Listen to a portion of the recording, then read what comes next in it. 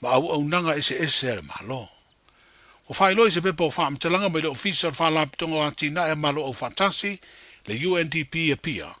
O le wha moe au tua lea o ino alo ma wha nau i to mai tau insinia, mo afio ta vale o le tise, ia ma whai ona si itia ma wha le leia, a wa o le tu mauti noa, tasi leo to mai mana o mia i ngā ruenga tau insinia, o afio ta vale i to tonu o le tātu o tunu ui le lumanai. O le amatari ai o le o ino lea ma tātā mo ngā ruenga insinia o afio ta vale, na whaalawi lo aloa ia lea e te teitai o le malo, le fionga i le pāle mia, le fionga a fia mena o mi mata afa, i se sauninga na whaia i lea onga matata ese le Don Bosco i ana fua. I le savalia i nei o le sfutasi masina, o nofo tau fia pere wa inga leo leo li whalipui tānu malala, le tama i tai tusi solo matala fatu o papali i sia fi kel, e whaatari le aso e su e ai o na morianga. O le asonga fua le vai aso nei na toe vala waile mata upule nei, mo le lo ia leo o mori e tu ina atu waili poti mai Amerika, o su e ngā fo mai le mafau fau, ma le soifua malolo ina o papali. Pe tai sa wha ilo e le lo ia ia unasa iuni sa polu, e le tau nu lava li poti o lo ia mana o mia. O lo nau lo ia le tua leo e fia sila, i lea li poti e te pena ai se lato utali, e tu ina atu ilu mo le whama sinonga. Pe tai o le i maua lava o lea vaenga tā ua o tā penanga, a le lo ia le ua molia, wa tu o tuai nei le avanoa e tasi, e wha o tuai ilu mo le whama sinonga lea li poti, i lea solua sfurulua o le masina nei o aperila. Wa wha mawina le wha sinonga tali te e papali i sia fi kel, i morianga e onua leo, lea wau fia i le morianga o le wha o le maliu, i le tamaita i polo fesa o Dr. Caroline Sinavaiana Gabbard, o se tangata nuu o Amerika Samoa. O le a wha mautu i le wala unga le solua sfurulua o le masina nei, le la asanga i so o ai o tau urumanga o le neime ta upu tau wha sinonga, ua umi o wala au matoro popea, ma wha aua wai o le nofo tau fia le vai ngā leo, le o lo molia. O le ua whātari nei le li a rupeni lupu o se tangata nu o fiti, i se whaasalanga le whaamsinonga māwalunga i Samoa. I moria ngai lua ua ia i o eina o lona umia ma le whauru whale o le tātu o tinu o le nakoti, o le aisa. O le amatanga o le vai aso na tūla i eile ali i fiti le whaamsinonga, ma tu ina atuai le na lo ia na tali i oi morianga, e mafua i le ngā ruenga le ofisio le tiute le malai vale le whaleolo, na maua ai rupeni o ia umia lea pauta whaasaina, ina ua taunu mai Amerika Samoa, i le wha moe e malo lo i whaleolo, e wha atali aile na waalele e malanga e se ai maro tātu o tino. O le masina na te nei o mati na maua i lea tangata malanga, i le no whanga fau ni malai waalele i whaleolo, ua wha e ma wha atali ai pase se malanga i le wāua pia pango, le Whaleolo Regional Airport. O lo te tala lea tau le lea i tua ni ai inga e whaatari ai le wha ai unga o le masina le nei o aperila o le alawai sona whaasalanga. E tā ua le ngā luru e whaatasi ma whe oe ai i le whetu wha i o to mai ma mana malama ai mai se le ofo ina le whesoa swani pe ao i teimio ni wha velave wha fua se i matu ia. O le utu leo le osi ngā whenga inga i le vao le pulenga o le tine i mu ma ngā ruenga la vea i teimio wha velave wha fua se i le malo Samoa. Ma le vaenga o le tine i mu ma ngā ruenga la vea i le malo Fiji, e peo na wha mautu i se malienga o Seinia, lea tā ua o le Memorandum of Understanding. A o iei Fiji le komisina o le pulenga o tine i mu ma au nanga la vea i teimio wha velave wha fua se i lo tātu utino, le fionga tanu vasa o lo apu pe tone maunga, manisi o ofisa sinia o le pulenga o lo tātu malo. Na saini ai lea malienga, ua au tū lava le fitu whaio au nanga i le tu ia o onga, ma le whao ngā ino to mai e whaatino ai lea tautua, mō le lau tele o tangata. O le whiringalo le fionga tanu vasa e peo na whaailoa i se pepa o whaamtalanga, e tā ua tere le ngā lulu e whaatasi, ina ia maua le whe oe ai le whesoa sani o le isi le tasi, na i lo le ngalue to tasi au noa ma le maua le langolongo sua, i le whaatinonga o lea au nanga tā ua. Wheroa ia tae au mo se whaapoponga, soifu.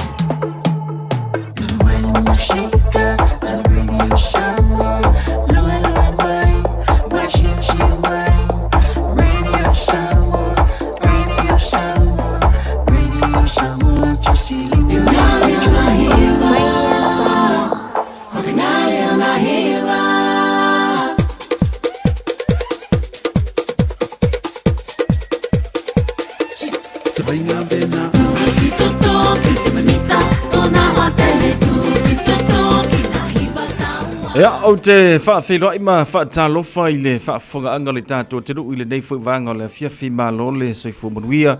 Malo fo i le tauata i whia aunga ruenga pe o nei ei tātou le o ngā totono le nei vai aso.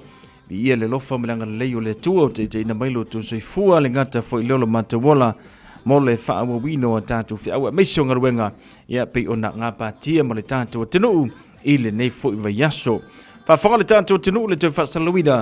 O a tātou tala pe o nei eile o ngā te tono le nei vai aso sau nia ma whakinatu e le tau whautanga vai a tipi o tanga vai a sona whapoponga o le o ngā te tono le nei fui vai aso mea lo tupu o le atu tupu fia tupu koe kukupu i lau whanu o le tātou te rupei ia o nei ei tātou tala o le nei aso lulu seisio no whapoponga i le tau le valu le aso a tai au whautau i fwoi le tau whautanga vai a mo le tau whaatasi o tātou tala o ale whaafonga mai o le tātou te nui so se tafo le nei atunu a me se lava fo iso se tenu o le nei na lulangi o lo mawhai ona e mafuta mai ai ma e whaafonga mai ai i le tautua a le Radio Samoa's Flima i Vatolu a mo malona ngā lulue tu tauna le tele o whea mga luenga le tātua tenu o le nei fo iaso ia manatu o ke sauanga ngei makua i poloka whaasolo a koalunga le awala lona winga i louanga vaa ma louto mai ia ma le whaonga ina le lei o louto mai lungo le awala o le a le mawhai ei o na tupu se wha lawe a toa i malau o no sai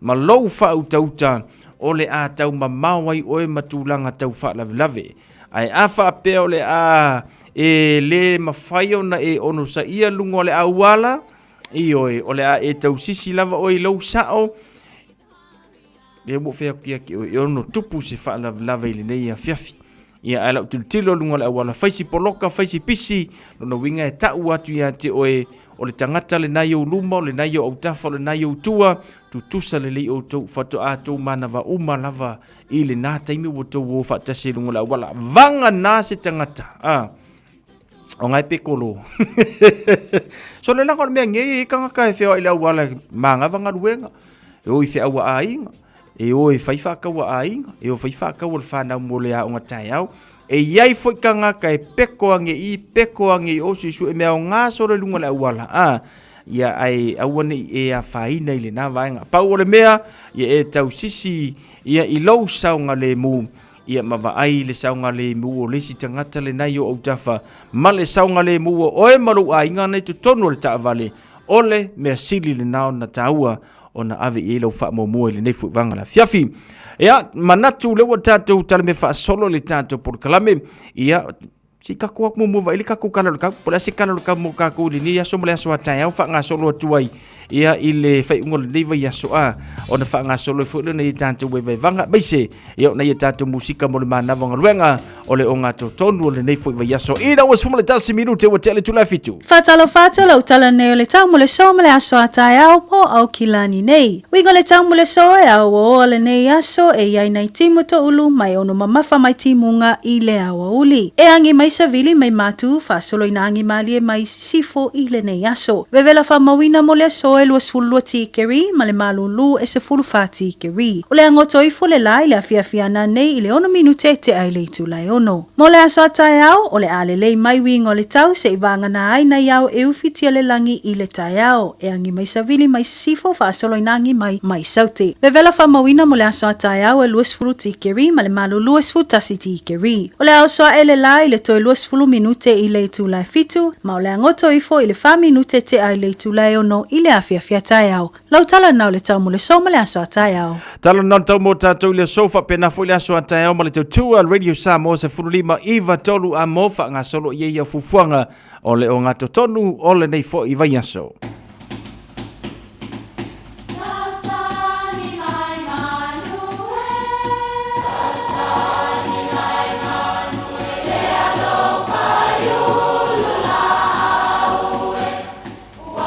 E o whanga manu i ululu o la au, awa e whawhanga i funga o la au. A o le tangata e whawhanga i upu matala. O le mawhileo o ala ngā upu mamuanga ngana Samoa maona whaapongai, e a fua i lona sio mianga.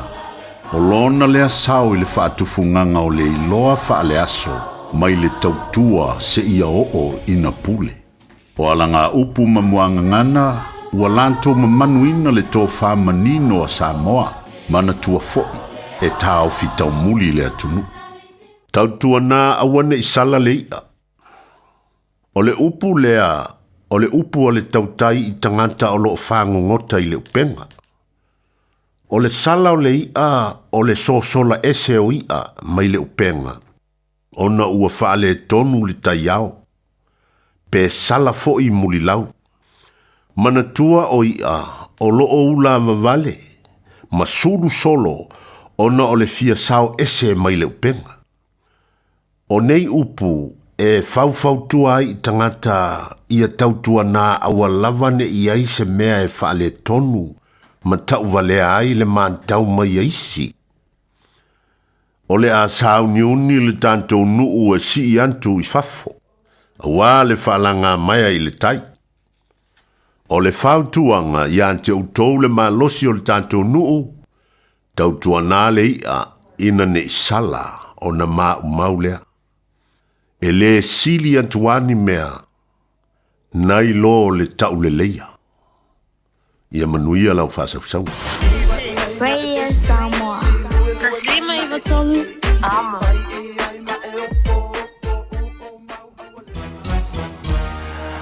Ya, ole sunga ya asiama tuipe a atonio ma le whapopongo le tato por kalame le nā o le maufa a Samomoni i le tawalunga i fo i o le neia solulu.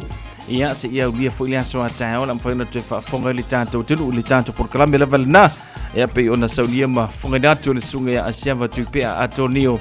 Ia, ile nei fo ia fia meisio aso malava whapte ia asiama sia uso manga kua ufa la au. Ia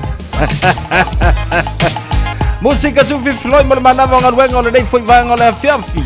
Festival ngalo tau lu mai ai la fu se ku ka nga wa ai yo ka ko wa le nga yo ka nga le le sa mali ta yo yo wa uma yo pa kai le di me o ta to mo le dia solulu to solo du mamat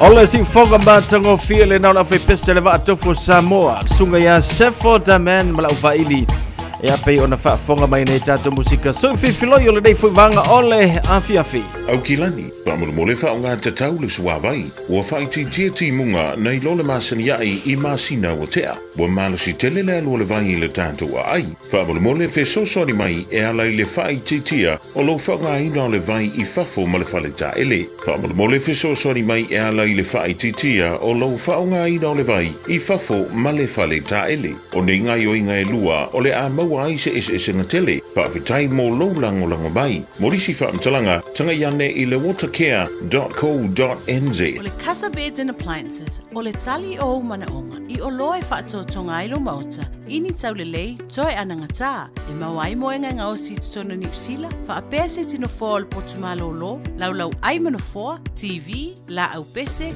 usa aisa, masini tā lava, telefoni fe aveai, maisi. A fiu ane loa I le whawhituwha Great North Road o tau, po le tolo fituiva Great North Road I Henderson. Le Casa Beds and Appliances, telefoni o valu selau, lua, 5 o valu selau, lua, 5. E fia mona rentals se whailo antula na whaabitoa mo le masina atoa o Aperila. E lusi whakapasene ua pa uma wala loa I le tongi pe asili atu ma le tolu aso I te whaonga I nai so se tu ai ngā taavale. E mawhaiona piki le taavale mai le malewa lele I whale olo po whangali. Whaapelo tātou ofisa au tui ala fua. Pema moli atu I le whale tali malo o loo e whaamautu ai. Ai ngā whaabitoa. O loo ia tātou insurance cover e te fili mai ai. Ina dei tupu se whaalawe ai o loo iai le whaamama avenga. E iai le tātou accounti New Zealand. Be la fosao le moana rentals e whaonga I le Pacific Easy be whaonga foi low credit card. Monisi whaamtalanga walau le Pacific Easy I le ovalu se lau o tasionono le Facebook le moana rentals po le moanarentals.com. Moana Rentals o laupa anga e taitolo ina oe I au malanga siasi I Samoa. Tasilima I watolu amo. Radio Samoa. Lus fulu miru tele tulai fitu au kilani ua toe la pataia tātou e te tau o na sefe le vai. Ewe, pei o le aso wharai le rvaso le nte neina ma mafa mai e ti munga. Whaasolo mai le aso toa na I mo ia ai le kere se kimu. Le aso ana na fia na ulu fo ina ti munga ai le tele.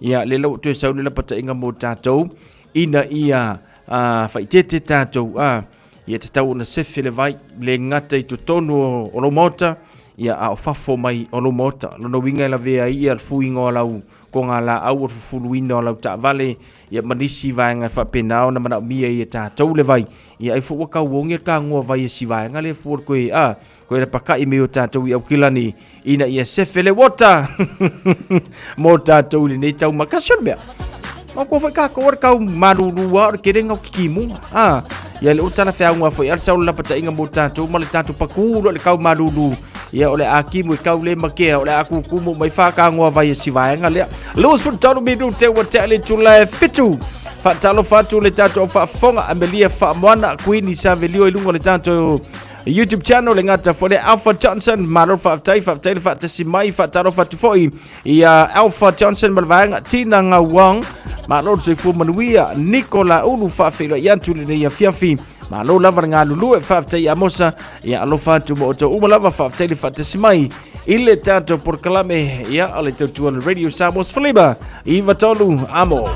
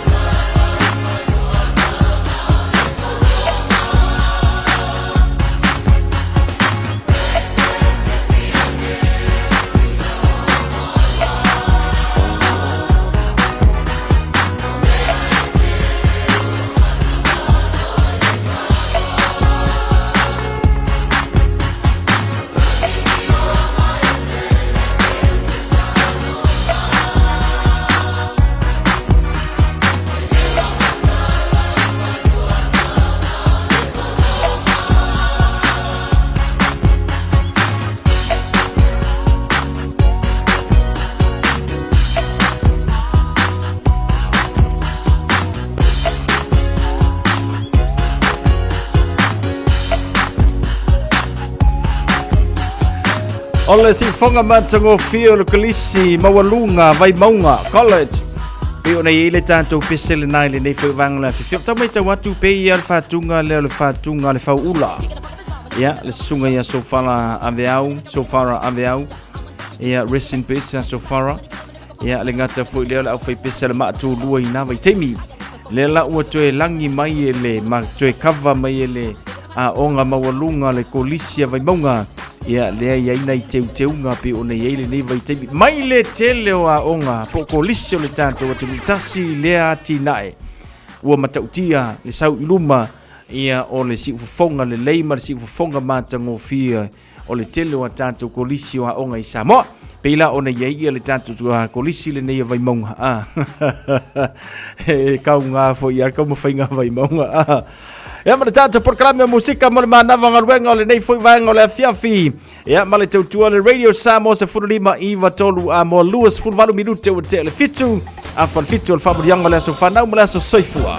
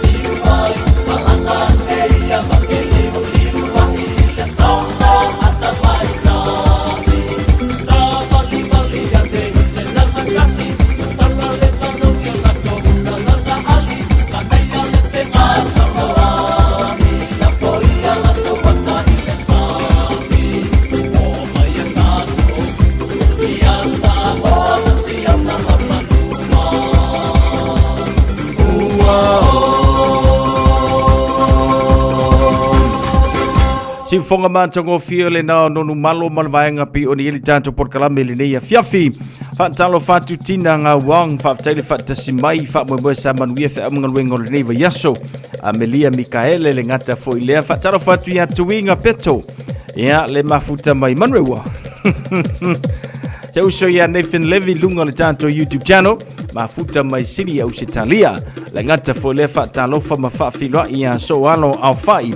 Ya le mafuta mai linia fiafi male tanto por kalame Scarlett Hudson le mafuta mai talofa le ngata foi le ropena saetasi le mafuta mai Hastings ya male vaenga mai la fai kuka kuka la fiafi sekila o ya ya malau kuka pe one yai Nicola ulu male totelo tato womane tato paanga ya pe one ile tato por kalame male tato tautua ile nei a fiafi ai eiso waso fana une vala umele yetia u kisia kia kula u email ele o yeisa u fa marianga la sofana umela so soifua ile nei yaso ya masalo ai sai yei ai u kwengi mu akua ya ole ava no mo o fa pena na u mai lau fa marianga la sofana umela so soifua ya pe afa pe ole solo waso fana itala ole tato tunu ile nei ya va yaso ya ma u ai fo ia sitala pe ona masalo watu tele tata wo fa fonga ma fa longo yai ya ile tu inatu leo se tasi o tangata nu o le tata o tenu ile fale pui mo le fanta usanga e mafu mai lo na fa onga ina ya ma au mai o tangata le tata o tenu o Samoa ma fa afainga ruenga i to tono ni usila e au noa ma se pe mita afainga ruenga po le work visa ya o le fa no doanga la ile fo itala o le totongi le selauta la pe o le ato fo le selauta la i le vaiaso. Le ai mase me te tau ona entaito ai to tonu o ni usila e pei ona entaito mai tangata uma i lalo ia o tu la fono le nei atunu.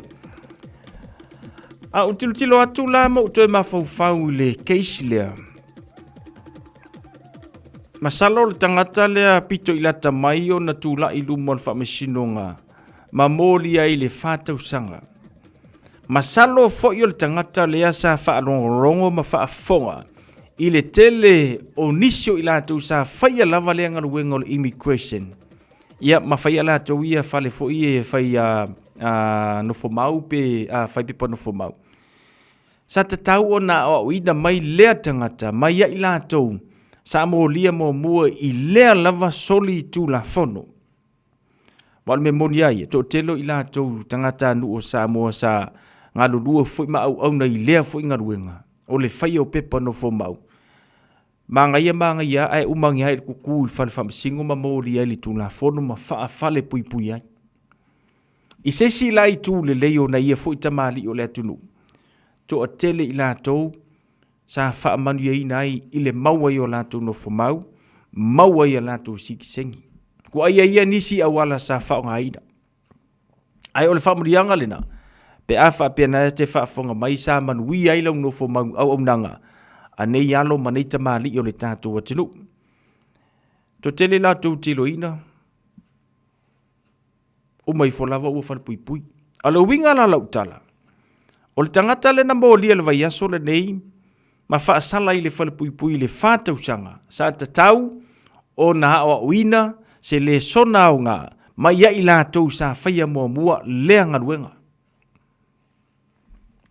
o ngaluenga la kanka le fai o le anga ile Samoa i ai foi le leise la so ta inga masitasi o tangata nu o Samoa i to tonu le matanga luenga le immigration ave i ni tupe fa fa ngofie o na maua la to visa ia mai la ingi usila mai lo se lo mal menga fai ma fu ai o na molia ile tuna fono le o le wa yela wala au ba to no se asofana utalofa alofa o ile sa ngo so ifua manuia doctor long time ya do ko maua lo si fonga masalo ngake pisi au mai wa mai ile va ifafo mamai va i tuton ke lo menga ngake pisi ya elima mai le fai ko ru mai ngai manukau e vai ave me o ko manukau le ngai mamai ya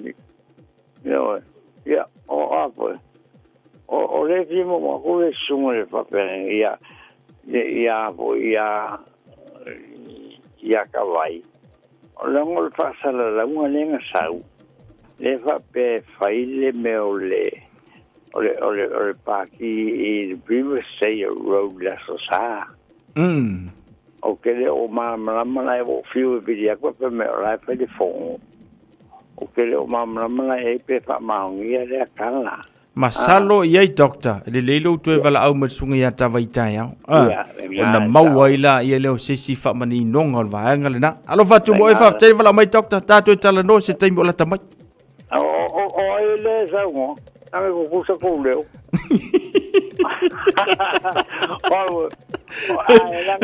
O le mea ngai mau el fo mai o e ngau dei kupa vai vai. Anga fai ma e kango e fo i kupa. Ai foi oi. Se la kanga ngai mon kau o pe o ngal piko nga o ko e mamai. Ya la nga. Wa le ke faia ko me o ma lo si o lau fo ile na me alo fa mai le li. Ioi. O le fa o ino au ina ia tile ona mamai le tato tunu. Ai alo fa tu tau.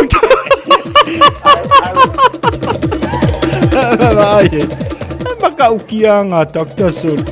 O tulanga la na to e foi mai lo le tatou tala I tangata le ua moli o tangata le tatou tunu. A mai tangata mai Samoa fa whainga ruenga. Ai le aini pepa foi lea pe mita whainga ruenga. Lono winga le te tauna whainga ruenga seisi. A wha pe te whafonga mai au le te sau le visa te whao a sau nei e whainga ruenga ai. O te mana o e tau ia te oe. O loo e soli ina le tūna whono New Zealand. O loo e soli ina le tūna whono New Zealand. E le leile ia le whaingo mene o pepa no whamau ia ila tau o whaia. E eni fua e eni le whamisinonga. Aisia, langa ia ila tau e atu e mo mia soani le whaingo pepa no whamau. E koe lama ia te oe. E mafua la le lama le ia te oe, mafua mai. O le keke leo au pili sori. Masalo le to telo ila tau le sulu atu mo se soani. O le mea fo le fa tu muino pepa o le silva enga le na tele ina fia maua le to telo le atu no soani mai ya o to ye faia ia matau fai o ile o le immigration. Po pepa fai pepa no fo mau. Ia ngala wa ko malama le ia fa tu muino form. Ia masalo atu fa tu muina form ai longa atu se 10 minute. Ia pe fai foi lunga online ai longa atu se 5 minute. Avelo o ile immigration. Ai la kula upili po se meore kodu afe fa afe. Masalo a kodu afe maybe. Ngai ka ufio lolo. Ai asasa ma loi lunga le ongo le fiku afe. Leila o ngoi sa wana me nga ufai. Sa sile la onga awange I ui aku ke oi ai ui sa o le fai toa o le fai toa le e fa mau mai ai le meta o le o visa nai lo le ui atu I al mafuanga na le o tau e ala nga ui atu to telo tangata I ya auto onga lo ye le to experience po le to malama ngai fa tumu mai pepa nei ina ia ua nei se me se Aua foi la nei a vele tau nau tele. Ma le me se ai le whaingo le tau ngaruenga. O le tele la o tutu te whai ono o le alofa. A o longa lave. E le o sa o le whainga sia kako a mio. Le la o eni whai o tau. Le wako eni whai le whale pui pui. Ma I maula le nā taimi te le la no ai o. Whātau sanga. E masalo o yeini si o na ye tutonu. Masalo fo ila o yeini si o la fai le mele na ile taimini ni a o e fa afufonga mai. Ku uloa. Ia fai ala unga ruenga le amia tonu ma le alofa. Ona e saunga le mulea. Ma fa manuia le tua I lau tau mawhainga. Tangata fui o le tātou o tilu. E I tangata e fa matasala mō mai ona o le mana o mio semea. Ai ke sasilo. Lo le ku me ulia kamanga. Ko pingi oi. Le winga la na la utala le fai atu. ia fai male fa maoni o tau ngā ruenga. O le suenga fo i o meangi o kupe di sole le o se mea fai ngofie. O le sika ngaka e waku umar kupe ko kongi lau sunga ai le ai whanga umare ai. Ioi. Ia. O le fautuanga la le na. A misia o tau i e whaia mo meo. O pepa no fo mau. Si ngā lofa maia. A lofa maia ngai o kifo. Ia ko whaia ma le whautauta ia tau whaia ma le lofa. Tau whaia ma le wha maoni. Ngā wa eile ia ia ke whiu e kali wha manguianga mai le li. Ai a wha pe ke whaia o ngō ngai mo mongo mai e ma le mea ka ura ngoi. O le unga le o whātau sanga le whalpui. Sfulono minuto na tālo le walu tātou porkalame o oe ma le tūlafono. Mai mau pe ana e la mona.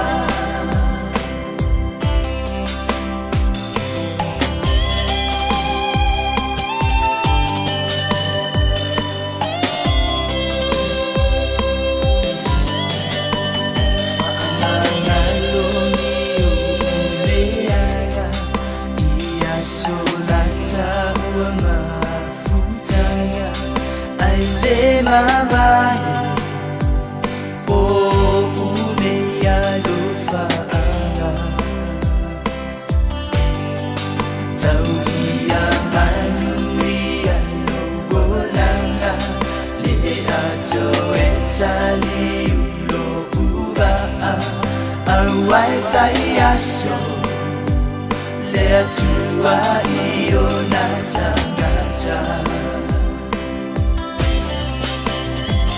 e aisha nata masani ai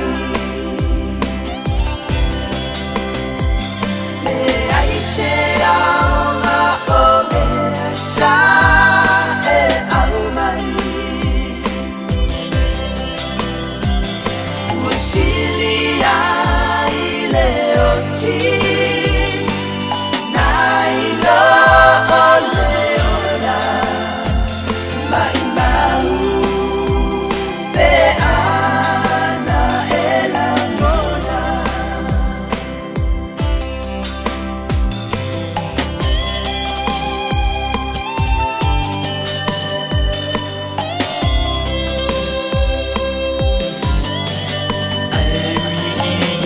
Ile fangata ai sabia ta fatufa la tama mai mama inga lai tu la fasa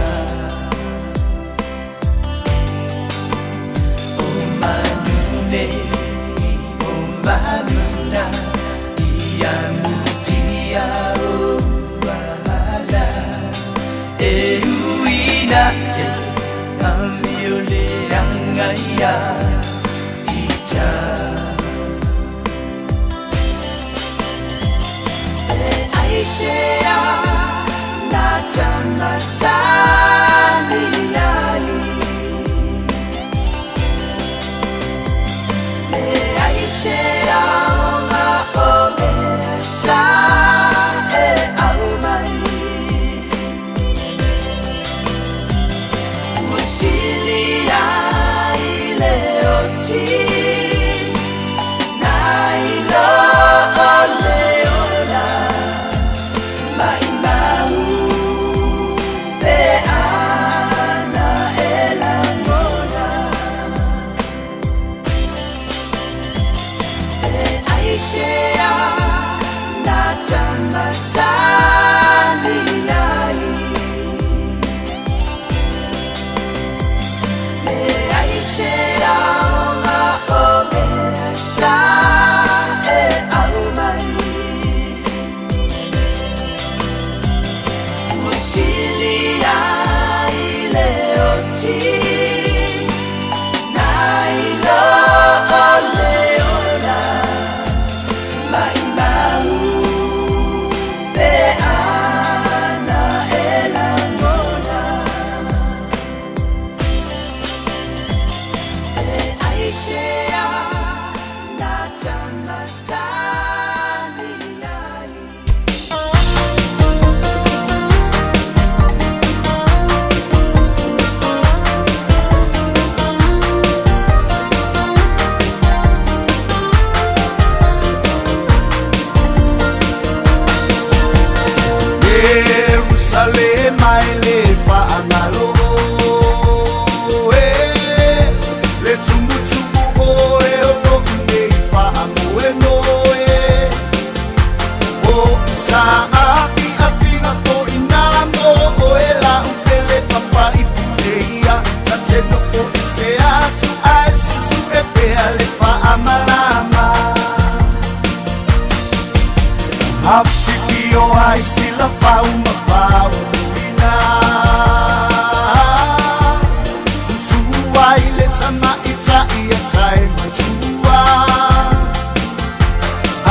tailo peta lai ngā maui si isi I male mamalu ia sau tonga Opa ia nā wailo ai oe ia Samoa Wanu mera tasi oe Apa ipule ia Omo onga tate piao o atu se itoe au I bailaina Le bai ua pa atu saina I le ta ele ngai pete sa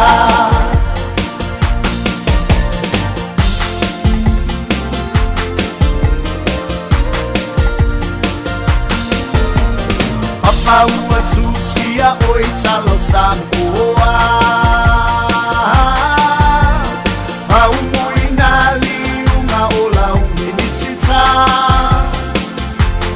Fau moina tau fau Ia tati pangai le ngangana Samoa Oni matati a Elena wa uma e tangata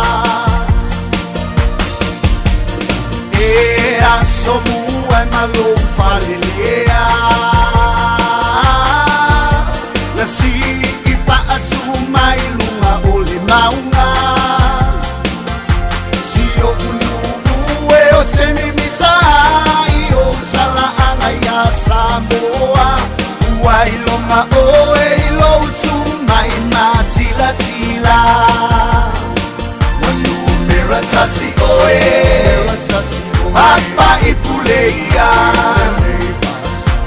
Omo onga tate piao o atu se itoe au I bailaina Le bai ua pa atu saina I le ta ele ngai pete sa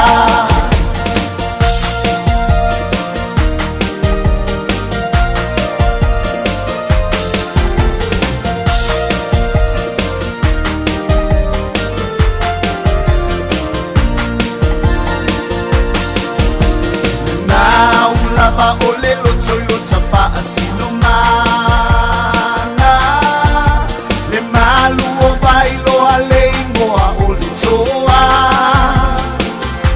E ui ina nofo mai nu ue se a o ita o le tamale ele Le ala po I lea o te ai uli ai ma o pese Wanu mera tasi oe Apa ipule ia Omo onga tate piao o atu se itoe au I bailaina Le bai ua pa atu saina I le ta ele ngai pete sa Wanu mera tasi oe Apa ipule ia Omo onga tate piao o atu se itoe au I bailaina Le bai ua pa atu saina I le ta ele ngai pete sa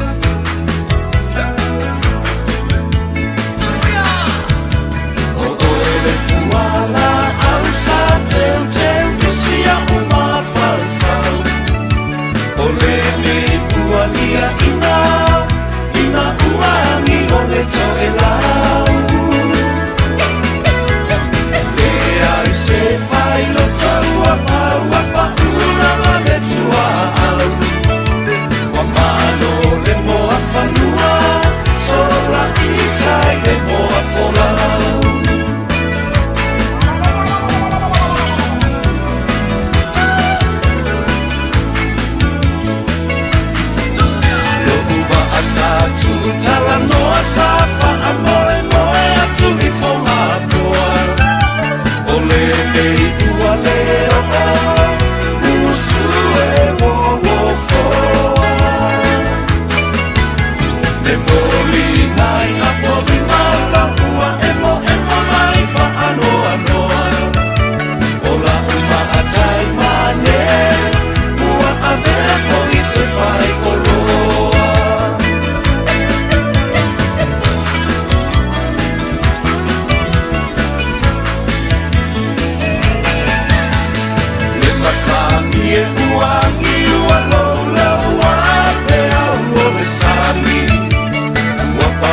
le fetu le le satu I le mai lua mai o matangi A o ai fo I le nau atu I le au le sami ma e lai O la o pere la uma amora Fo la atu I le taita fola E si a uluku e si le la le lei Se foia na tifina I ona ponei Ai o te refa ae aina oe Ua lairo ufa a benei Ele rosa a fai lea mo usei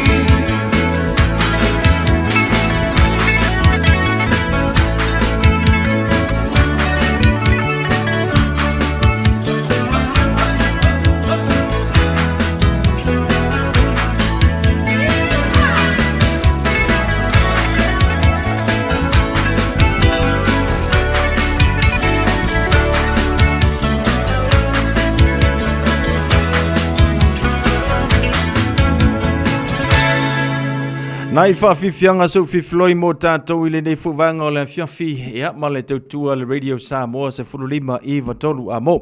Whaatalo whantu ia welese yang yeng le mafuta mai le nei a whiawhi. Skipper, whaatalo whantu mai North Las Vegas, whaatalo whantu whaatele whaatasi mai. Manu whai fo mai langi tupu so I fua manuia ma na il suafa.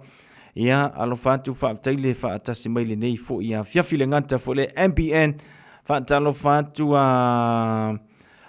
love in the night se uso malo so I fumaruia fa taile fa tasi mai le nei fo vanga le fiafi e le ngata fo ile any few malo so fumaruia ready to po o le fa marianga tu le aso so I fua o kanilien taifu o ne semo ia pe le lofa male fa maoni o le tua o e au li ailo wa so fanau anga le lei pele tama le langi tausi fa pele ia te o ma ave oe ma ana ave fe au le lumanai fa longo maustai e te mauai le manuia alo faanga mai a fepulea I male ainga manuia tele lo waso soifua fa manuianga mai a rei tupo ile nei fuwanga le fiafi JM a paneta soifu manuia fa tano fatu fa tele fa tasimai le nei a fiafi ya male tato por kalame pe ona yai ya le tautua le Radio Samoa se furulima I watolu amo fa tano fatu ya pelinato milo sitolo soifu manuia ai le pone ya mai lanto umalava ia o le maua mai le tātou por kalame male tautua.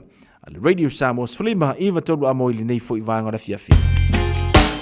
Radio Samoa Tasilima I watolu amo Radio Samoa Tasilima I watolu amo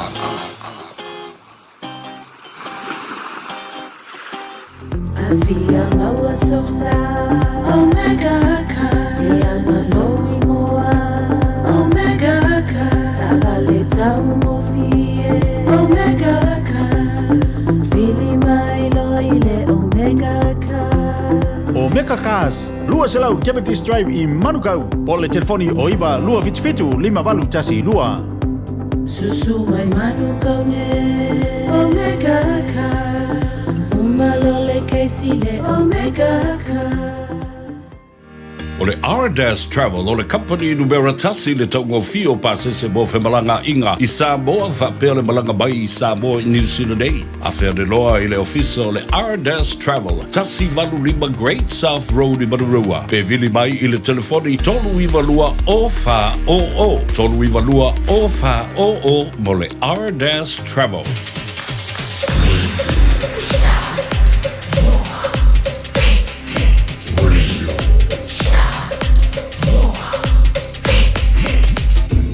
Fa felo I ma fa talofa ia leulua ia lii Luisa fuimon ayu malo fa taile fa tesimaile nei vanga na fiafi male tutua al Radio Samoa se furulima iva tolu amo la tanta wo tanta to pesele tasi foi mai yo fa tesimaile sunga li malo le malo tu marmau siki ansiu ia wale tanta por kalame o oe male tu la fono ia tatu fa ngolongo ai lea to fa mana tuatu ia te oe ni vaenga te tau ona e alo ese mai ai.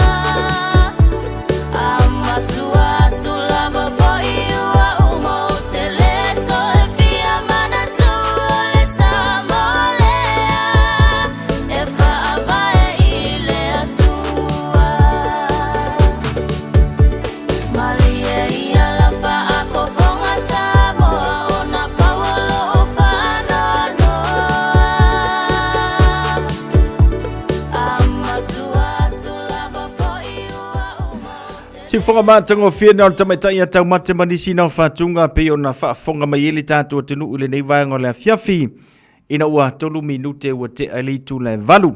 Ia fia foi le loto mo le anganga le nei a fiafi whaafiluai. Ia le sunga le li satini. Eo tu manu wao siki a siu o se tasi o tamali o le tātua tenu. Tele foi tona sao i tutono matanga ruenga ni usila. Ia le tanga ruenga o leo.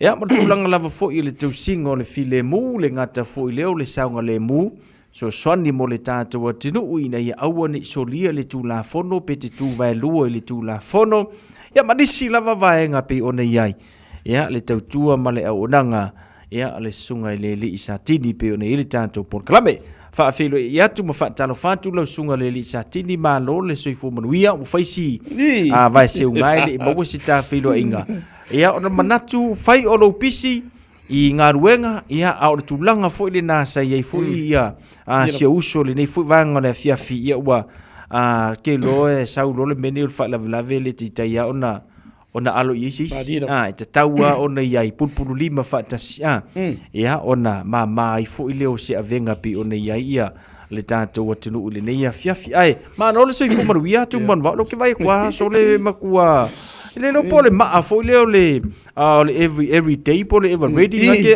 ma ke faunga ka mai du mai vai polo ai kwa ia le ava le fa le fa fele trailer sugar so le ni tu la le fiafi ia pe ia foi mamalura ni tai au ona ni fiafi o le ale o isfam talanga la ona fata va ia fa palo mo fa talo foi pe ia la si tatu tunu au no pe ia le tu so lava se fata fai tu langa te mam tina ma tu mo me tatu fa sa longo ni fiafi tatu panga masani so lava se tafa ne kilo pe mare ni tunu ia fa talo fa tu ne fiafi malulu mangiki le lava o ka kupe o ka hunga umilo fonga kupe o se ka vanga fonga ona tu manu mau sama song o le tūlanga le ua ia o le tau marulu ia swani foi le laulu ia vane fa fonga le tunu i marulu ele ngata foi le ele koe mawhainga koe mawainga se whare o kiuru se sifukara ke mingi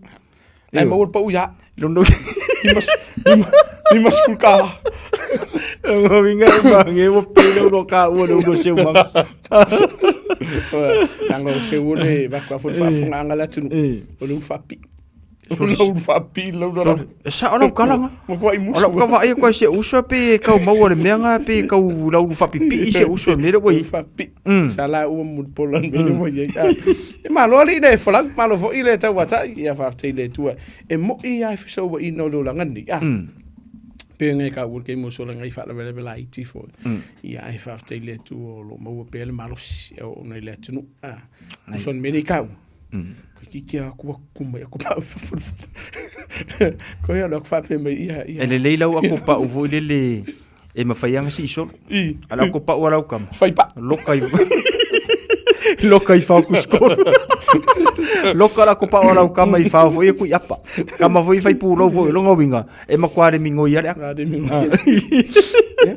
fa taile tu fa si pisen vas mer vas sa o leila so noanga tu mun va ia fai si piso le nei vai aso le ngata i whaalavlave whaleainga ia o whanau fo ia onga ia a onga ruenga fo i pi o nei nei vai teimi sau whaapea i kau sui mai le tau a tātou le tau maruru whaapea ia kau fo le koa lai kiki mai ei pe koa lai ki le au whewai ale mele vai kua sorry e sau ale maruru a ki linga whewai kanga sau le maruru ko orsu asu suman mi e kafe risu ia ve fo ne fia so fa filo tu fa talo fa tu fo you so tu fa fini o lo to ese mo meta tu fa sa lo fai o tu tu fa sa lo ia na tu fo yo lo mo tanga ngase ia fa tu fo ma fa mai senga fo ia i aingo so tatu tu no lo uftia le pongsa o fa no no i ni ve tem o tu sang ia pe fini mo le tu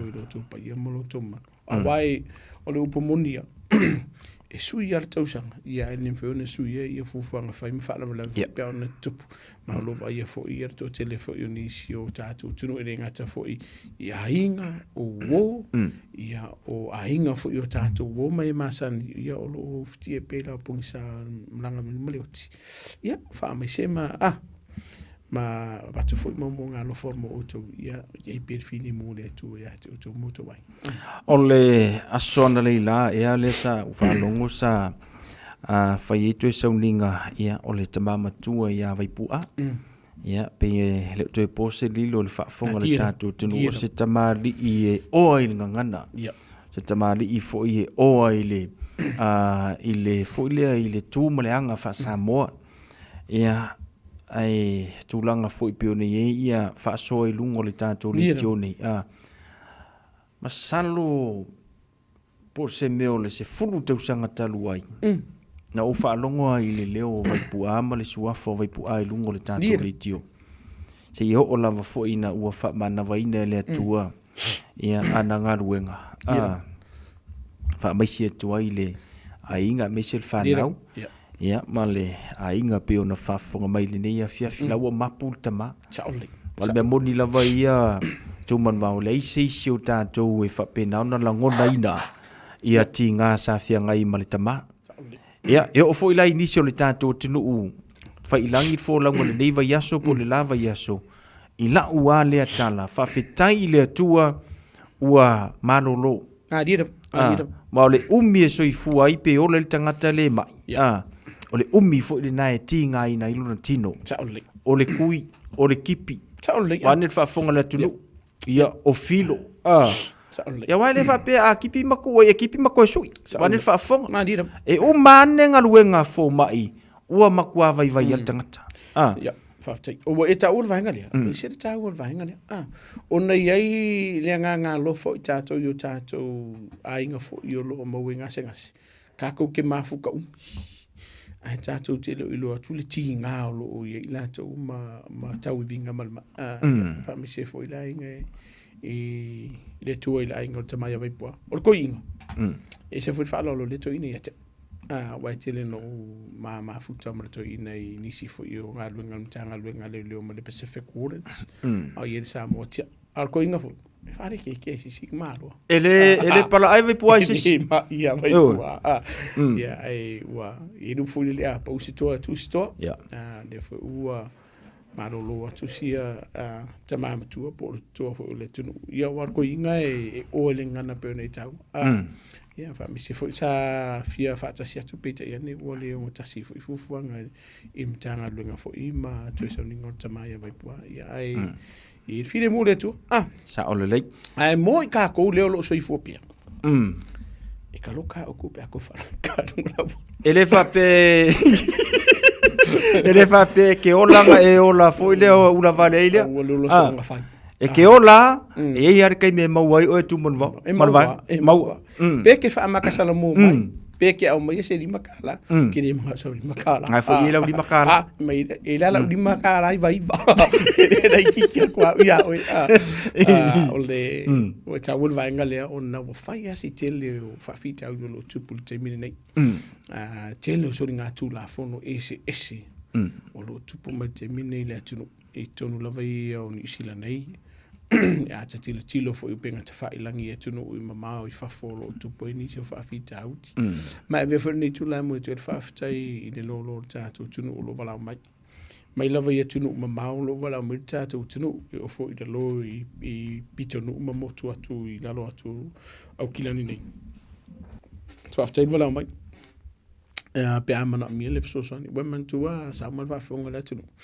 E le mawhai ona e maua le fsosani. Pe a e le tu i mai city o e le skaimi e faisi popole i o tātou tunu o inisio vaenga o tu lafon ai saud fesiri al wakule kari e le se me te pole vaenga whaingo fia e mawhai o na fo ia ai pe no tau le fefine ia o le vai marwhano no fo te mini o whai asi to o tele o tātou tunu o lo o a whai nei soli ngā tu lafon mai lātou o lātou whaia soli ngā tu lafon i la wati tilo i le tele o whaafita au lo tupu le te mini.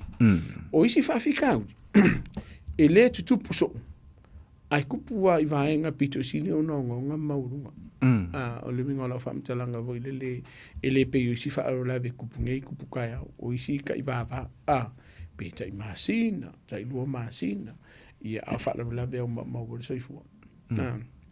O le vaenga la lea, la watiti le te mini o whesite le o whawhitau le o tupu. E te mini ia wa whaamaru le tufu tātou tunu. Sa le lava mai ni nei vai aso wa mawai atu. Ia. O lo fo ia ho nga pisini ngadwenga. Ia fai milanga tu fo i Wellington i nisi o vai aso mo ngadwenga. Ia sa fia mafuta mal tātou tunu peta ia nei ia o le o tasi foi fufuanga mta ngadwenga. Ia ma tātou polkala. Ia whafkai dea kuru ka koi whiro. Malo whaftai atu manu te loa le ia sisi e loa masila fia ia le te lo whawhitau lina i lo lausunga e maise o le matanga ruenga. Ia pe o nei le te lo whawhitau le fta ia ima o tau kau fo ima o kou sole. Ia masana o kako o tau num kwa le sa vangoi le vai suma le vai so. O yen manga koe whaapopolo tau la une whaita. O ka kau whafonga pa se fulu leo tau la kako. Mana tua le singa ruenga le mtanga ruenga a leo leo lo whaia te mine i whafonga le atunu. Ua tau mo whaile matanga ruenga leo leo e fua so ni ngā tū la funu. E ono au mai i te tonu lava i o tātou sila e loka e mawhaatali whamtinunga. Pe ono ngā te tau o nao mai. E fua lea i le la iti o tātou sila o lo i e te mine nei. Ma lea whaio i la tau o mai loka. Ia wā a wha peo na mawama loka. E lua vaenga iai o le tumo tātou sila. Ia whai ulu e whatpui e whaatali. Ia o lo iai la nisi o vaenga fufuanga mtanga luenga. E tilo i la tau o lo o ia la lo tātou sila nei. O se sori ngā kū la fongo i ono a mai e loka kaimire ngei. O se sori ngā tū la fongo e mawhai ona whai se tusi sai. Ai sau le aso e so o ia alu whamtino. Alu pomonia. Po le ale ke leo kako sila o lo iai ua whaatumulia. E le mawhai a ona tau fia ele ngā luenga mtanga luenga leo wa lua mal whamsinonga. I le mo lia lea o i la tau e whaatupuina ia whaarulawe pe e whai so ngā tū la fono. E le whapea a kumulo se rang whapea doa sau. O la whamanga lo lunga la wala la so ngā kula fongo lea. Se mau o i risi vea so loka lea e mo lia e iai a vanga manatua. E iai vanga ka o kusi sai. E iai vanga o tusi samania po lo kuno i lunga lea. Lunga whamsingonga. O lona winga. Kusa po lea le whai mai le tumu o tātou whatpui. I le tumu o tātou sila fo ie. E whai a morianga mtanga luenga leo pe a whai le ua mautinoa. O e solina tu la fon. E e fona si vaenga vo le tau e mata o le support resolution. Po lesi a wala e mawhai ona ave i le tunu ue whai e ia nisi o whaatara noanga. Pe a whai ue ini sori ngā tū la fono maua lalo. E mawhai ona whai i tonu o tātou no whanga e po o tātou marae fo ia mauti. Ai le o whamsinonga. O lo na winga. O lo iei le awala lea. Ai e whai ngō fie e o rakarim ka upura sa. Aua tātou te soli tū la fono. E le kong whaere vaenga re. Mana ia. Aua le solia le tū la fono. Masalo tu manu vao sa e maua mai se fola sanga nei o le tātou potkalame. Whaatatau ia i lātou o loo ngafa. Pe o i lātou ua iaile experience po le to mai. E lātou te apalai ei visa o tangata e lengo fo mau. Maua le vai aso le nei. Ele mele. Molia i se tasi. I le tūla fono i le whātausanga i le whanapui mafua mai i mea nei tau immigration. Po i lātou a mese la watangata Samoa. Tūmanu wau. I te tono o matanga ruenga. Wa fiangi ka ngaka Samoa e a whaina i le ngaruenga lea. Ia. Whaftai. O la o tala nua whalau tili. Kakara ngō whalau tili. E na o immigration. O tala nua anga fo i le whalau tili walanga. E a whaina i fo ini si o le mtanga ruenga leo. O le winga la whamtalanga. I le whaatino ino le ngā ruenga. E o te tau, e o ngā tasi ma le tū la fono. Ai pingi kua ngā ruenga pe whai awala palpala. O le upomonia ia o iai lalo sela i le luto sanga tawa ia na ieni sina watu fo le ono vaenga i o immigration. La tolo o whai e pepa Ia, la ka ko kala ngofa la ke le fo le ngala fam talanga. O le au kau fa se ma le au le fa le alo lofa. Ia.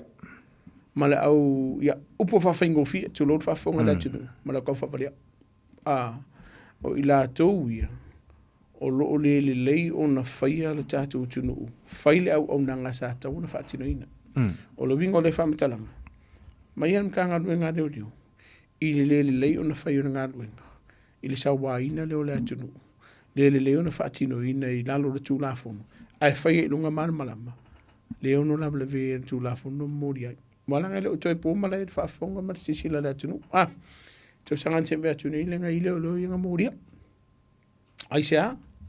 Ia, o faisima mafa o la tu afu le fa kingo ingon kanga luenga mana tua. E iai vaenga o le tu la fono. E pui ai ali i matamaita i o le mtanga luenga leo leo. I le whaatino ino o la tau tiuti. Ai fo i vaenga o le tu la fono. E ono sai tia ai ali i matamaita i o le mtanga luenga leo leo. I lalo le tu la fono le whaatino ino o la tau tiuti. I le vaenga fast huma le valu. O soli ngā o le tu la fono, o soli ngā tu la fono, a feiv se la uno sumartas. E mangingo ale tira na tatu tala noa ai. E mawhai ona pui ale mtanga luenga leo leo. Mai le whaatino ino la tau tiute, pe a whailea. O se vaenga e pui ai le saunga le mu o i lato, ma le lau tele. Section 48, Crimes Act, tasi la feiv se la uno sumartas. E mawhai ona e whai e senga ioinga. E pui ai oi. Ma le lau tele, mai se lo tamwhai whao le manua. Mi ngoi mai lo le vaenga o le vaenga ono suma le lua o le tu la fono la valia. E ono mo lia oi. E au fia in kanga luenga le leo ma le lau keli. Pe a whailea, ua whaia si o o nisi o ngai o inga wa e whaia. I se tas. Excessive force in whapertania. Le tele ona mo lia nisi o... Ia, la kako kalango mana malama.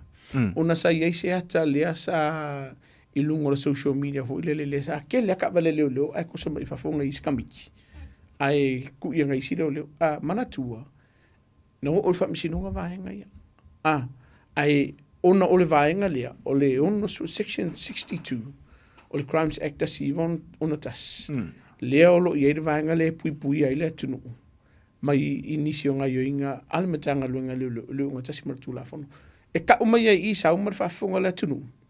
Po le arfa mai o e ke leo, po le arfa mai o e mo lunga lo kulanga. Ai a fai e te seulia va hengo de tu la fonu. E mo lia ar kulafo. Se u fa fai ngofi. E le fai a fa la tu an nga duenga. E ta un fai mal fa maun. Ia, e le toi pol mare fa fonga la tunu umara la tu silsila fo ile vai ason nei pe on e ta ua. Ia, se tasi fo i alo po tamali i fo le tunu ule o mo lia ile vaenga le immigration. Ile le fatino ino le tiute e o ngatasi martu la fono. E o mana i vaenga lea. O no lo iai nisi fo i le tunu o lo fai ala tau pisinis. E le o le lei. Le o le lei. Le vaenga o i la tau lo fai ngarun. Kara whakai ka. Ka kokoi fo i kasi ai o la loi Hastings. Se tasi o tamali o le atunu o le ana whawhar pui ina. Ai se ko e ngā mio kongu wale. Le o fai. O le lei ona te tongi, le lei ona vaia, upu whawhaingo fie. O ngai e leongia upu o vaenga o tula, o vaenga o tato o vaenga, ana ta o merunga whamsinonga. Ua whai whaapolonga. Le ala na afi ai. Sa whaapea hau. Whaapea whawhonga le tunu la whamkanga le la whai. Soli, o le o ia ai ma fau o tato o tunu. E le kaunga whai e le kulanga. E ke fiu e ke solo mai whai whaanga. E iai ala teimis. E ali i vaenga ia.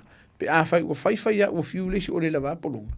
O na vele ma vaenga e ono wala au mtanga luenga lelo. A whai whaafonga mai le tunu uru teimine nei. A whai o e whai ngā luenga i lalo se kangaka. Ai ele o mauolo tutongi fo ile tu sai mara tutongi a mata o le minimum wage le tunu o le teimine nei. Waka kaunga sa ilisef sosons. A whai ke sila fiolo e whainga luenga ova mara fast food i kula alwa yaso. A ngā use lau kala.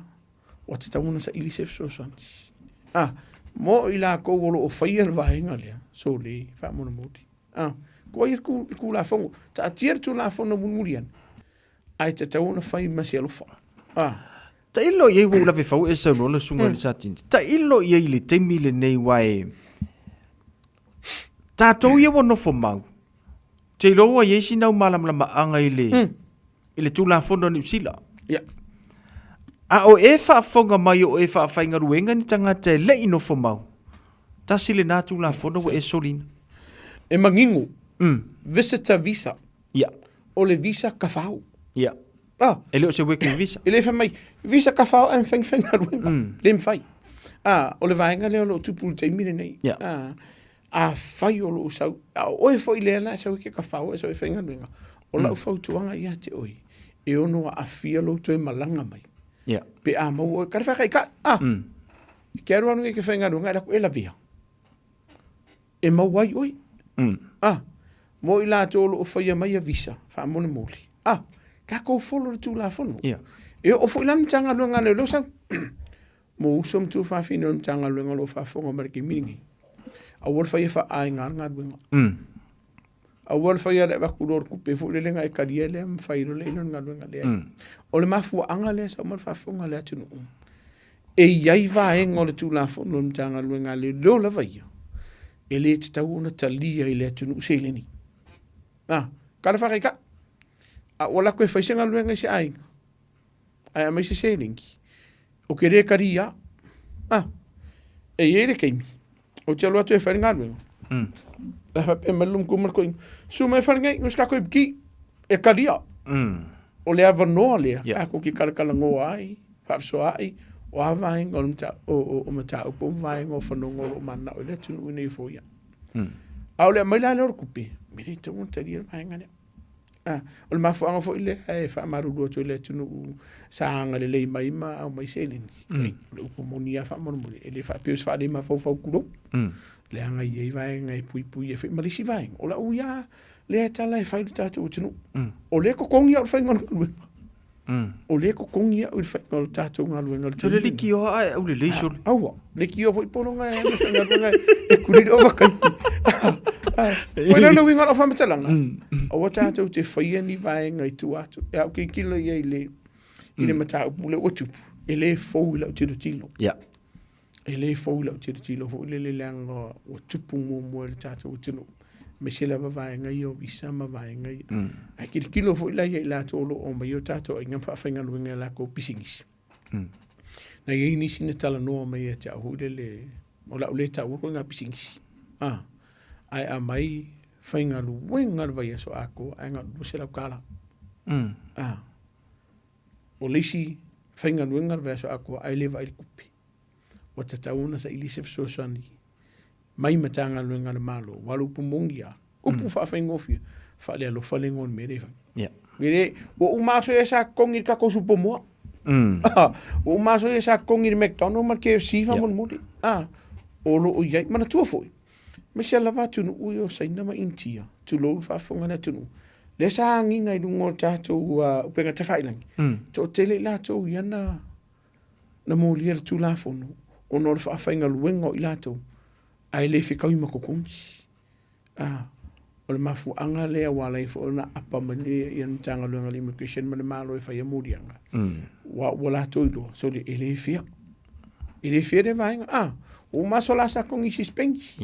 E la bla fa tuanga a fa fonga me le fefine nei a olo e faia le vaenga dia ko sida to wa lupu mondia e ia le kaimi e ono angi ngai lo so fa mai lo i le lautele ona le a fa ina le na oi ai a fa inga lo wai e o foi lai e la to lo fenga lenga wa tele na fai tio marta to tunu inisio mtanga lenga malo inisio nei ola le kana ngo ke dei samo ola fo tuanga i alno mata mafana o le tunu ia fa pe fo i tamani o le tunu lo fenga lenga mtanga lenga malo e ma fai no so sani la tunu fa mon mori so sangi la ku ai so sangi lungo tu la fon o tala fa tai e iai policy se whaatati tia, po vaenga lava i umor whaatati tia company. Ai iai vaenga, e mawhai ona e whiku unga inga. ia whaatino ina ngā ruenga. A kongu le o ia exactly le mela manga o vaenga. Ai mawhaiunga e sui e nisi o vaenga e te fō i e se whawhita auli. A o lai halua i lungo lea. Lungo tu lafon. A ke moe le leifo. Nea soka moe popole vore le whapeso le. Ke ia wo uso kurkaya a whapea mai wo le kongi a kanka le koru masinga se roke fua. Tahua tele le lau sanoanga le tu manu vau. Fesoa soani i ala o le tu lafon. Ala o le tu lafon. Ia, te ilo le tele o i lato i e wha atino ina ngā ruenga ia. Ua lava le, wa kumu lau fua. O tangata i e te whaia i ngā ruenga nei. E le valea. Marira. E le valea. A whapea wa iei se o tangata nei sa ta ua oe. Sa ngā ka ufoi. Sa ole. No winga la. O se awa o ngā tā ua la lina. Peta i ane la o le mele o tupu mai le vai aso la nei. Se awa ngā tā ua te le nā mo i lato i e whaingaruenga ina tangata e au noa ma se pe mita whaingaruenga. Le tutongi ino tangata. Ua tala whia ngai sara. Ma kua le si le vaenga e leina pa pole ni tanga luenga leo.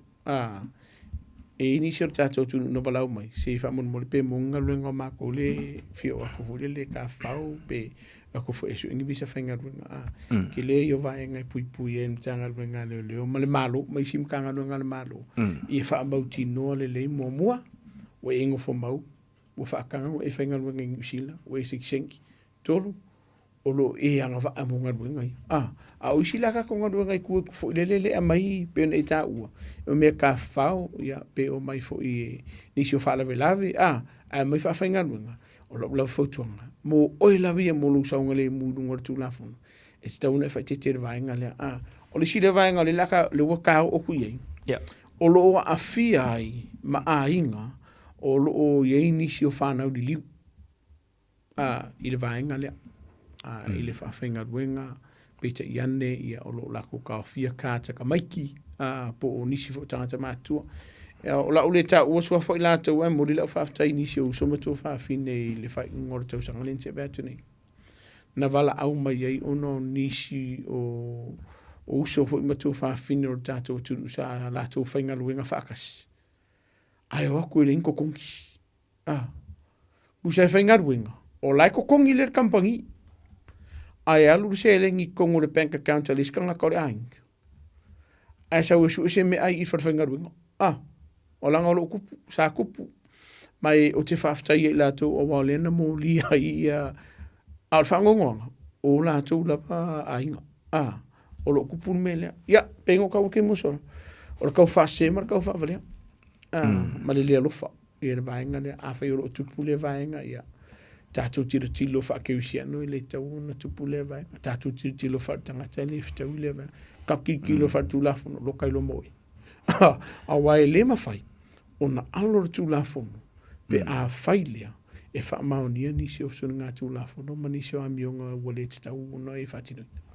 Tōlo pūlo ua tūmanu vau, i nei o tātou tangata i e li liu mai ia, ka maiki mai Samoa.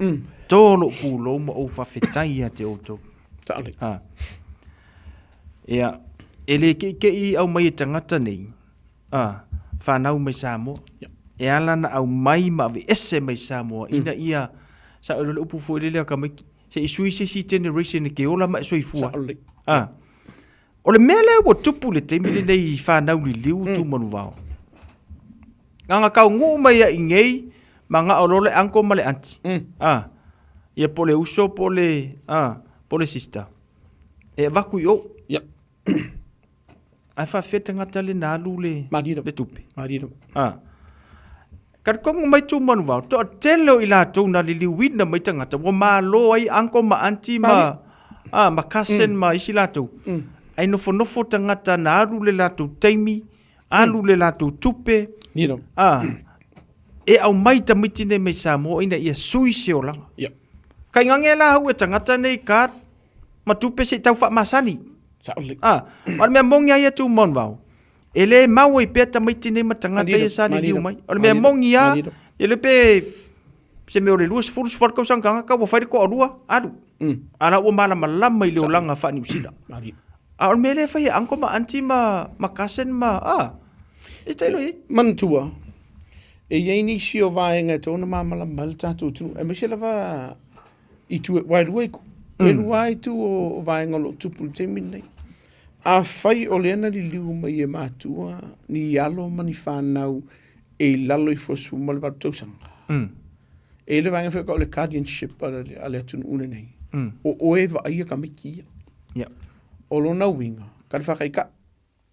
A mai ngere ka mikiki le asfu tausanga pe asfu kaskausanga. E si ainga lea. Ai o mai ia le si o lato tau ainga. Ave ka mikia e re koe whafo ia mai. So le se ko me ngai fai. Koe whafo I mere ka mikiki.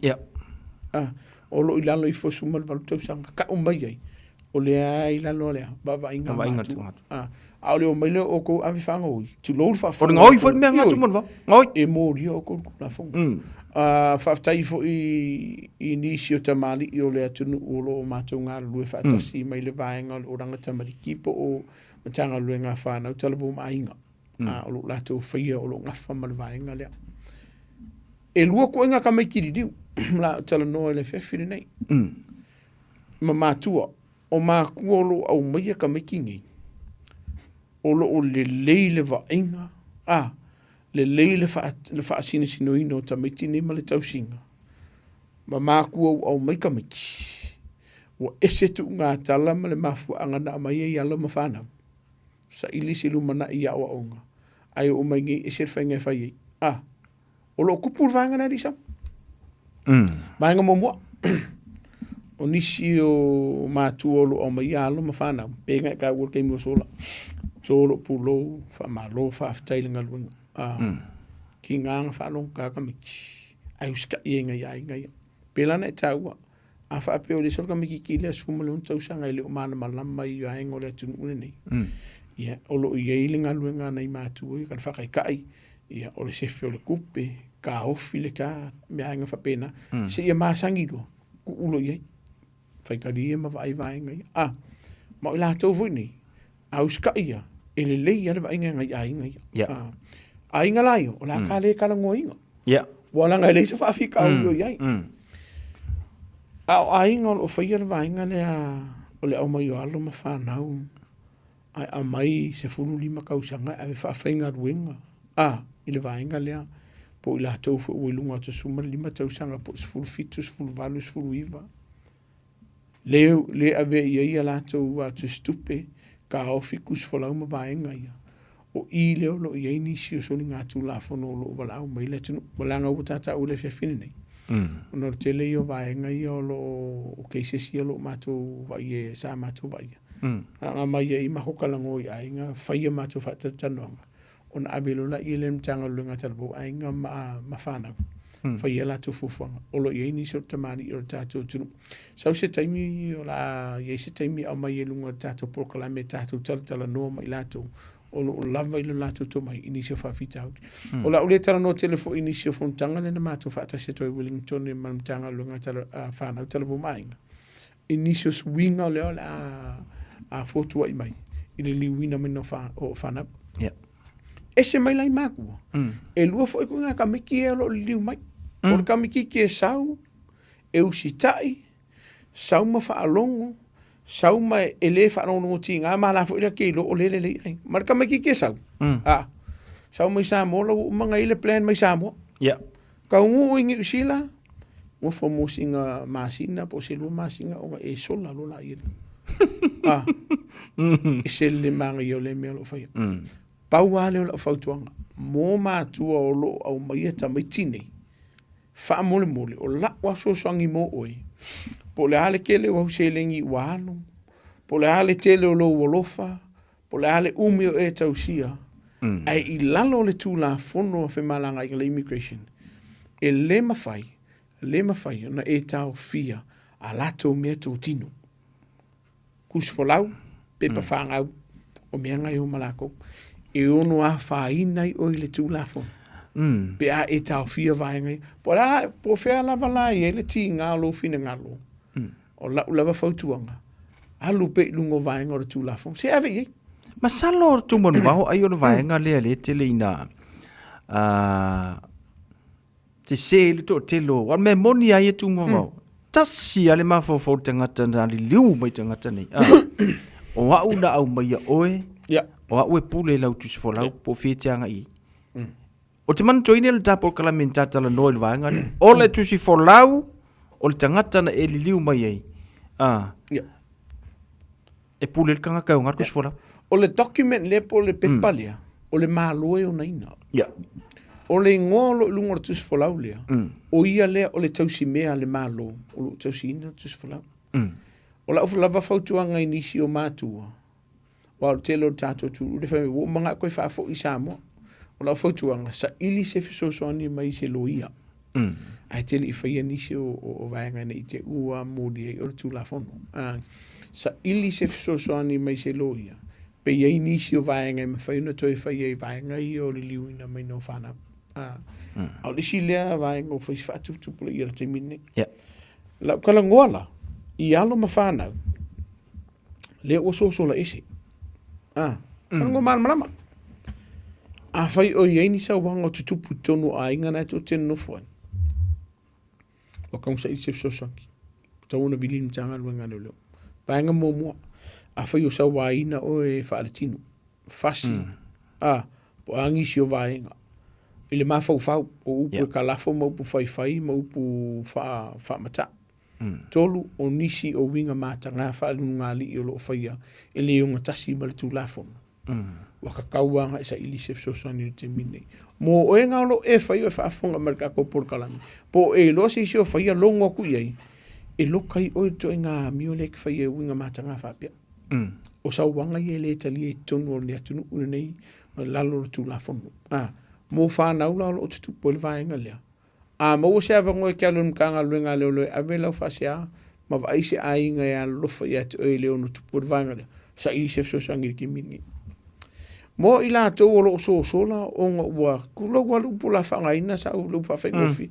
O ngā rusia kakaa. Whaiko lua. Ioi. Whaiko lua. Ma tau talai titi. Ma i la tau ia o le alo lofa inga i a inga le ngā o maia. A o langa le leile whainga a inga. So le. Aru ngungu. Le se alofa. Ioi. Awa e alu. Aru ngungu. Ai awa ke aru mako kala fo lunga Facebook fo ile le mawhai la fonga matanga. Mawhai nisi o upu wha matau. Wai iei vaenga e ono mōli e ora tu la fonga. A whai wa e alu a wa e loa wa se lau mea ngai whai po wa e po wha se inga o e se kasi. O lau whautuanga. Hanu mara whide mu. Ai uwhi ke aru e koe kau ai maa mai nei a inga nā alu whai ate. Oi. A whai fo e manatua. A whai e nisi o vaenga e whai e sauri poki se se. Ma e kau wha se se wha pēna whai e nisi o sauwanga i ate oi. Ia, ai wā whaina nei a inga ai le sao. E nisi o vaenga tu la fono e ono a whai nei oi pe a whai lea wa e whai e nisi o wha mtalanga matua inga se se. Ngai a inga. Ngai a inga wha a whainga vaenga lea. Sa isef so soani mai lo ia. Ia fo ia fa fita ulia. Au le sila vaenga o fai asi te lo fa fita ulia lo tupu te mine nei. Ono nisi o fa na ulo vai tama mai. O nisi o ainga o lo au mai. Ia la o fautuanga a fai o lo e fai ele vaenga. O fa fai ngō fio le fia fio le fa polo ngā. Koe sila inga i o walo lava ia. Sila e o se vaenga e le ke mga e fai nisi na i o walo. A kongu e longa i e so mga kufa penga e mana e fai sisi na i o walo. Ai a fai fo ua e le fifi ka miki. O la o fautuanga. Pa ai se no whanga le lei e fai ka miki e ngofoi. E fa mamalo ma fufa. Te loa tu mon wao e ta ua te lem ta upulo tanta tala no i. Langa pele e sau no i to tele ne tanto ai ngalo a whaina i le vaenga le. Le ngata i le alu o le tupe. Alu o le taimi. Ki a inga ruenga ai o e tamu whai mai. To tongi pili. Wale me mongi al mea ngatu mon. Saole. Ia e peila na e sau no le nei vaenga na fiafi. A wha pe ua e aru ese mai male ma mātua na ma vaina mai oe. Aru ngungu. O warange e koe munga mai ro nguku yo. Pe a whailenga. Iyo. E le o iei se vaenga na whaale tonu. Ai a whai wa e aru ese ongolo i se moku. Ia. Awa ke valo lunga na Facebook. Awa. Anu vanu kanga luenga lole. O warange ke ua maua oe. O mawhaare kongona tuman wau. Taluai nei ia. Taluai nei ano tau e kilipi o le tangata o si tama masalo si kamai masalo po se mea o le va o le fasu lima sutu sanga. ai to o lua ni tamaiti sa ia li liwi na mai. Awa mai ai ngo ka makingi. O mai ngo ia. Mea ko ngara le ka o ngoi ka ngaka. Wale ngoi se si mea mai ngoi ka ngaka. Ai sole, au whalongo longo la i le video le tama le sa whailunga. O ke fiolinga le mea la ina titinga. Maria, saule. A le winga o la utala. Talo sia. A o whaalongo longo mai i tangata ni no mai avatu. Peona i tā ua. Ia, e le ai lava se isi la asanga e whai i tangata. E ui lava fo i le loto tinga. Ala la sa o le tala stam. O le vanga kongo ngofo i ngei. Sa o le ia. Ko whiwa i o ko fo wili. Ko ke suki wha solo a koa. E le isi si alo lofa i tamaiti nei o tau ainga. Poko leanga. Palu mongi anga. Le isi wha. Ele wha lolo. Penga ka ua e lava talo e sa. Fia se furu kau sanga o ngei. E le wha i singa lue ngā lofa. Ai ngā kau usa. O se si upu wha makalai. O wha karikari kinki. Ia. Poko leanga. Ioi. Au ki ofo i o tātou tunu o la tunu ke wisiano. Kanga kafo i ka kaunga wa ai mamau. Ai mua whanau o lo o mai a mai Samoa. Se wha moni moni. Whai mai se lo whainga i ainga. O le sile vaenga e te tauna sile i lea tunu. Mo i lato o le sile. A vini mena kungu i ke o sapu. Mo se fsosani fo i le lei vaenga i whaili poki an tanga luenga leo mo i lato mo Samoa. O le official whamsinonga i whailau li poti. Yeah. A la officialia e whaina i ainga e walau mai. Koe ma fau. O iai a so mga koe au mai pea. Pe a e whafufonga i nisi o vaenga o lo tutupu ma nisi o whawhita auti. A whaia e maria e pe i lo whinangano. Ia ngai maria e a o meika meki ka ai so le lisi aso. A wala keika. Ia whangetā ia vaenga fo i leo le alofa o nai ainga a mai i ka meki. Ia o lisi fo i kangaka e se fo i ngau meika meki a mai whawhenga ruenga e kongia. La fautuanga wha mon i pai o tātou turu. E ka kaunga sila i vaenga ia. A o kako iai a le vale o tātou wainga. Whai whalinga o kako mākuari. Anali abuse o lisi vaenga le o tupu te minei. E le ngata i tutonu ainga. A o tutonu whalwhenga ruenga. Ino fuanga o lo iai na i o tātou tamam tina mātutua. Pera ngo fanga fo lele te lo i mapwhanga lele. Au ngingi si lo kana ngoi. Langa le le asio mako ngu wani te vainga ngai kako kumam tina mātua mapwhanga lele. Au ngai ai ni sila. O lesi le whawhita uti. O lo tupu. Ona o le lei. Ona wa ai o na i o tātou tamam tina mātutua. O le vainga fo lele ua a misela vetonu whalwhenga ruenga. Matutonu ainga. Ia ua sawaina tamam tina mātua.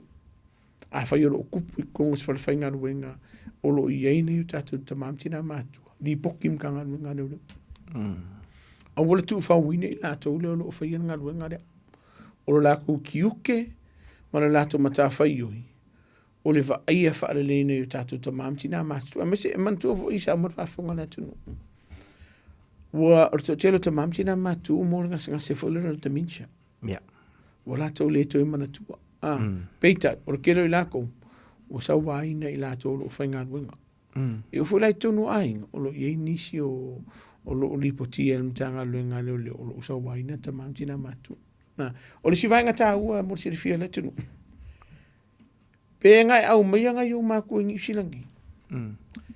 E iai leo ia te tau ana i o tātou mātua. E asi ai nisi o whanau. Ai le fa pe fa fefe o pule ya lako. Ola ngere fa kangar vainga. Ele tau na fai al vainga na. Pe ngai au mai alom ko marko inga. Mo lo si la fia e fa tau ina la tunu nei. Le ai ata tau ta mam tina matu. Mas o se ta silava o lo tunu la tunu nei. Fa la tu fifling sa loto. Ono lo ye ni se fa fi tau lo vidi mai ta tu tunu. Wa fia o va yo la ko maku. Au whaasasa i lako e usama tu whawhine na o mai Samoa po whenanga o le whautuanga i la tō lo whaian vanga lea. Ko sa ilia se whautuanga mai li mita mai tailo ia po le tū la whono walanga i o se mea te tau lo sai kia fo le nofo tātu ta mautina mātua sai te tono la o mota. O vaenga ia fo le lau titilei o se vai in whano noa vaenga lea. o le sau waina ia o tamam tina mātou i le ngata i tu tonu wharwhenga ruenga. I vaenga o lo no nofo, rest home fo i. A o eo o fo tu tonu o lato a inga o lo sau waina i tamam tina mātou. So le, mai mamanguia. Ma ka fia kausi makua i a e whoninga mai e whaale ango i a isi. Ai loa matanga ruenga leo leo. Ma kingo ai loko ai molia i whamsinonga i to e ngāmio o lo o towhai. Lele, ta ua tele vaenga le tuman vaua e ta sauno mai ai le ngata fo ilea e o tulanga pi ona ye le ta por kalamele nei vaenga ole a fiafi. We ta ua le vaenga lea. E fo ile si vaenga fo ilea tuman vau e mai e lesi usole ta mama tina Samoa. E fa mang malo e lesi to fine po lesi pe o se i o tasile na vaenga te ta ona fa itete fo ia ia le telo tatou ia ma ia nai matua ini ia mangkua vai na vai ngor tu la fon immigration or sponsorship a faingas o ngang sponsor inga menga o e iai le vai nga fulele ono a faina o pe aki o overlum ko marko inga i sila o la fotuanga a ke vidi mem kanga nga le vili immigration a main fotuanga mo o vai nga le wa afa pe ma immigration e ma fayona e sa un kanga nga le e la le si me ko ale sa lum kanga lunga le fa sa complain ai ya ula va ya asa ile faka ka unga ma wo se fa lo faninga lo mfana we e fitu fa e fo ile le va inga ne tato matua le fo me ngai ma ko ka fa ngai ku ia u fo ile amba ia au fo ile vele ma yo ne tato matua ma va inga le ave visi ma so le tu la fo ai pengo ka o ke mo so kilo mai ya mai amatanga ta tandonga mai e la to fo ye pisinisi o mai I fa na liu mai ia e o mai fo ne tato matu o ye yel vai ngale le sa wai na mai le ona ba yo la to a o fo ku ngi ku malo manai ya te lo atu mon vaule to te lo tato tunu le fa fonga mai le tapo club ai ile ta masalo va ngale le na o ye lo so ngai wingal passport alo tango pe wina tu le fasilia se tato pa angale tu mon vao se ki Samoa e winga le passport tangata le liu mai po oai le po oai na te ua passport man salo o vangale le sa o ile so longa tu mon mana tu alo fana la ti le vai e ka kaungo e ma ku passport pe foi ma fana ile fanga la lo sumulo to sanga bantu o le citizenship to mai ti em faingo ka fia le vai ngale ai mo ila to fu le sumal varko sanga nga ilunga ai passport o ila ko mankua ero tangata matua ke le la le se ngol vaenga le e te taua ave pe le passport o le isi vaenga e na tau fia matua le passport o le ke unga le me ke o le lo e le isi la ngol vaenga a fa yo de te tau fia passport o nga ke musu ave inge ke o sosola o la ua fautuanga sa ili se fautuanga mai se loia la fautuanga masalo vaenga le natu mon vao le sa fisilia se ki Samoa ya masalo ia ai fo nai fana una mai masalo po over h tu langa le na ai fo le pe on tata la no ye mana on kam kiki e u nga ia nga passport but o le tu langa ia ona la uma tu ai ai fo ile vaenga pe se no ai e tata wai ona u mie tangata na umia se fini te woni lo pe fo yo matua pe la sul valu lola fanga ia o fe ba kula passport mai dad ku ingangi ke ole do la ka kia ia ol fali ele sianga fo le fa ping ia ka fi tamiti o ngi yo isima oi we le si vai nga fo le wala nga lo tup ia quero ese lo ko equipo kia o jamo o fa fifi quero ese lo kan lo ko evelo passport o la foto nga mo le fa sa ina o mai nisio solinga tu la fo no muli oi sa ili se fautuanga ma se fsoswani o lo ye inisio tamali o le atunu o lo matonga lue fatasi o lo lato va ia vaenga ia e no mo se fsoswani mo e me ainga pe se vaenga e fia mamala matili o tala no le vaenga le o no le silia vaenga o lo tupu inisio vesinga ainga mai o no watu o mtanga luenga lo la polo mauka e ta patus folau o fana ne womana mi te fa fo me se la vela ko fo sul valuanga du la fautuanga ale o mama la matele ni se vai sa ili se so son per vainga de sumal valuanga du le ka ko fa ka fia E le vavaenga o tulafono e pupu ye lato. Mai ono a whaine fu tato tunu. Ma nei malo fa tailo sunga tu man vamol tapo klabe nevang le fifi manatu e ni si vaenga murmuli te tauna e sauno ia tu man vamol si le fio le tantu te ese mai nem tau puina tata la noi foi. Ya mole sanga le muro fo le tantu watunu a mese lava fo le to te le au ula vavale le il temine lunga la wala. Manatua o kako pepa o kako ka vali. O la fo tuanga le tantu watunu. E sere te leo le vaenga e ono a fia i le tulafono. Pe a whailea o whaisa o pisinis. E kango avere pepa o se ka vali stangata. E au noa marisia kinga. Vaenga mua ua e le popole i saunga le mua i la tole whea i lungo la wala. Mana tua o tātou pepa nei po le Warren Fitness. E te tawa o na siaki le leia tātou tāwale. Po o iei ni vaenga o whaali tonu. Vaenga mua o lo tupulu te mine nei. O le tau fia le mtanga luenga leo nisho le tātou tunu. O la ele lei pepa o kawale. Am kwa le anga whaia a fōlingo le tāwale. Lua e siaki aku lungo le sistema le mtanga luenga leo. E le o iai le pepa le ana whaapi i lungo le tātou tioata. E tau mai ei. Ia wale wha maongi ua whai wha ala atua ma wha asuni ngā tū la whono whainga le pepa lea. O lona winga wha amon mole. A whai ke si la fia e ke le whai pepa nei pa Warren Fitness nei o lau whautuanga e le kakau o nga e whai ngia wala pio pio. O no lo iai nisi o le atunu o lo whio wa i ka avale e le te tau o nei lunga la wala peita iane. O la iai pepa. Lua e iai le malusi anga le mtanga luenga leo e wha lea o ngā ina i le pepa lea. Pe a whai wai loa le mtanga luenga e le o saunga le muta avale lea. O lona winga la e ongo kuur kako stikalangu mumu po stikalangu mea maka i lungo tatu ta avale. Pe a i loa le mtanga luenga leo o le saunga le muku sa pe whai mai wha mang whai pepa.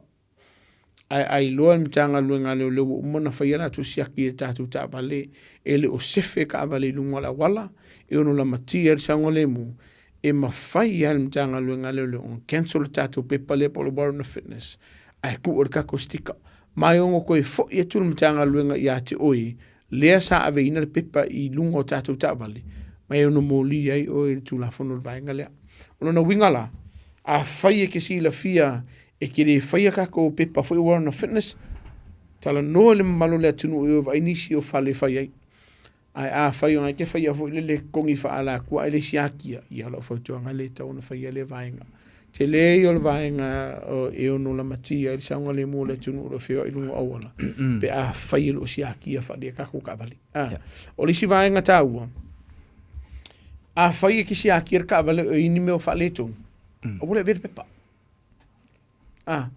a vele si whatununga ia i la tau e tau na whaale leia vaenga ia. Mo saunga le mu? Mo le saunga le mu. Wa ala vera ka vale lea.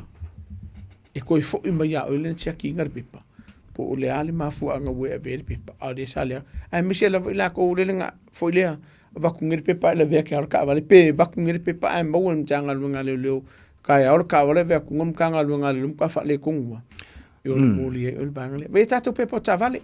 Warren Fitness ma tātou le stala, le la valo to tele tātou tunu lo ma wela to sala taimi nei a fai wa ye se fatunu ngal tanga luenga leo e le te tauna e to e fair wa ilunga tātou o wala se ilunga mo so la isenge fa mo le Samoa e le te tauna e to e fair wa e ka kawanga e sa ili mo la isene ai se a wai o koso e la ka vale tanga luenga leo o le o nei le ono la fiafi le sa matai ne li se mato o ngala isene kia kolusu montu pula tau le sa le awai kere koe kiki wai umana i leipa o la ufautuanga le atunu e mau no le avano whapia wha ngā tātua whanau ia wala i sene o tātua tunu o ia nei vaenga ia mo le tātua taimi mga kua sau le ia se me ke moe i rungo o la hape a whekelo o la sa o ilungo le tūlafono a whaiolo e whaia se ngai o inga e leo na tasi ma le tūlafono ia la kipe a le sa moe le po a whaio e si la fiolo e whaia so tu la fono te mine o la whautuanga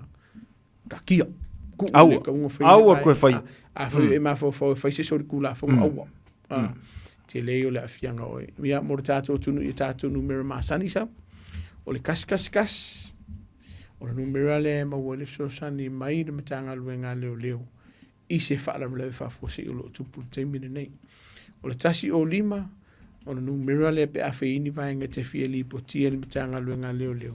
Ai le o se faula fo se o lo tasi va tasi o valu faiva se e vidi mai kai au. Ona la volo ke malo no fa bol sapo.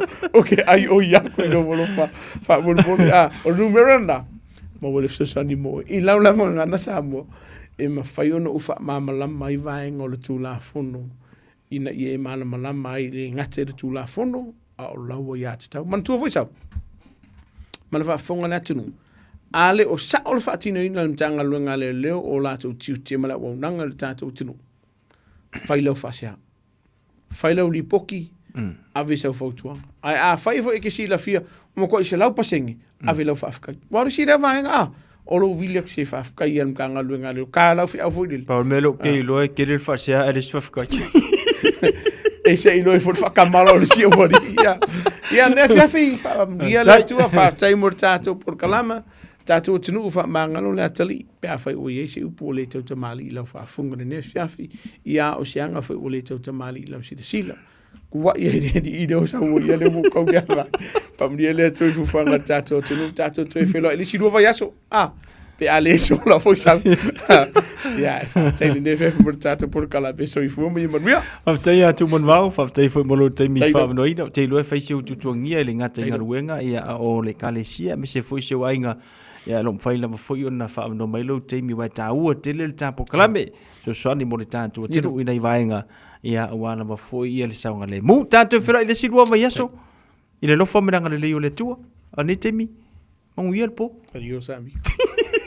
Sai foi mai mon via ni vanga la fiafi ia fa fonga mai le tatu tenu sa poponga na le tatu proclame ia ma le sunga le satini tu man va siki asiu ia ma se fa poponga le tatu tua ia o ma le tu la fono pe o ne ni vanga la fiafi tau tua na ma oi au lava ni to yeisi si so tu la fono i ko ma wa ku oi i oi e se lo le ma lo au le ma oi lo moi fa nga lua i ko kongo le kako hotel le ai se ofir kako hotel aso uma e oi e komu ale a hotel ono le tatu tangata i oi e adu kongo le hotel ka fa le mawengi inkia mangisainga ko kele le Samoa i oi longa winga wa makwau la vale kile kako apa ponga na tatu po klabe malsunga le satini tu marvao siki asiu se ia uli le silua vai aso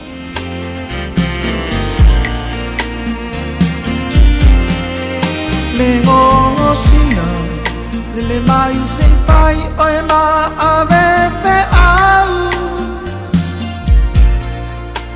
mo di lo fa beta wale ai lo fa atata wa ave mai tala lo la le fili otama jo maya la pule ale ai oi ma sana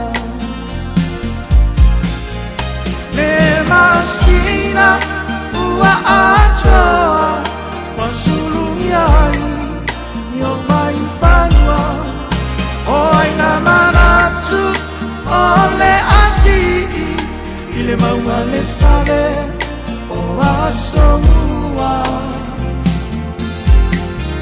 Lau alo ele ma faina ngalo ile rozo What's so for you I do what's a me ono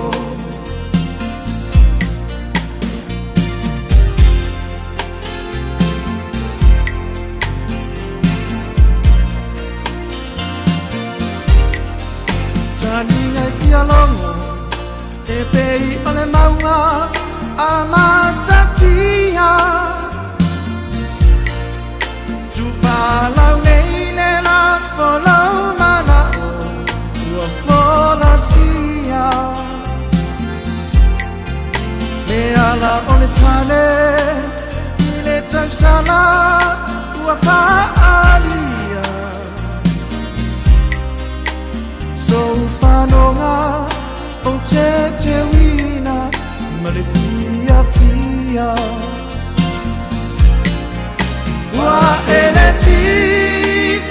ile nonu e so samali mafale uforu la ore fisa la ore solo wala etasi le manga yolo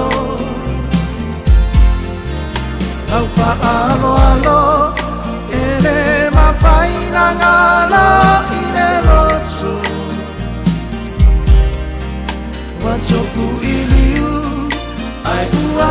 le watula male tato te mile wati wa tolu minute wa te aile tula iva ya le fo ua fatasi maile au auna le tua Pastor Ropati Tumapu ma se fa poponga le tato por klame le nei afia fio le taimi o le filfilinga o le por klame masani o le fa fonga ia afia fio a solulu va ia su te tasi ya fatasi male la aunanga Pastor Tavita Levuka la mfaio le au mele tato por klame ono lo fiangai ngase o le tino i le nei afiafia i lana whaamalolonga i lana au auna ia le a atasi mai Pastor Ropati Tumapu mo se whaapopongo le tanto porkalame o le taimi o le filfilinga i le nei fuivanga na fiafiu simaia whaafonga.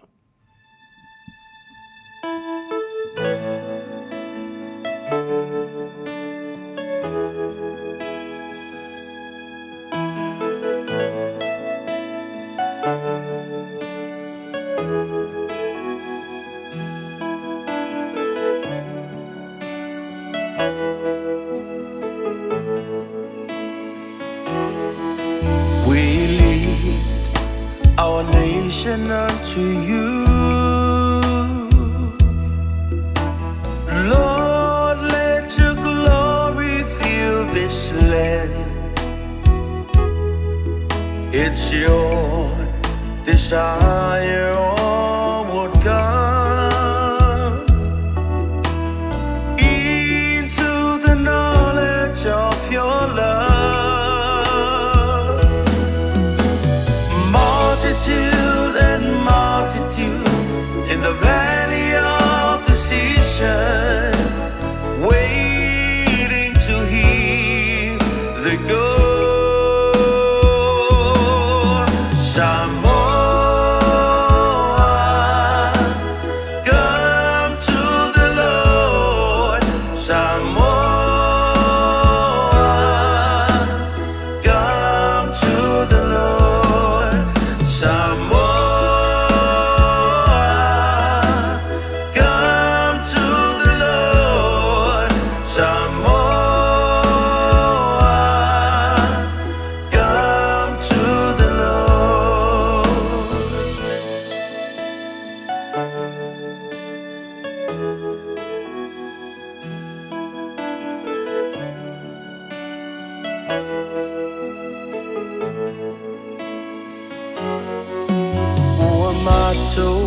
si atu lele atu nu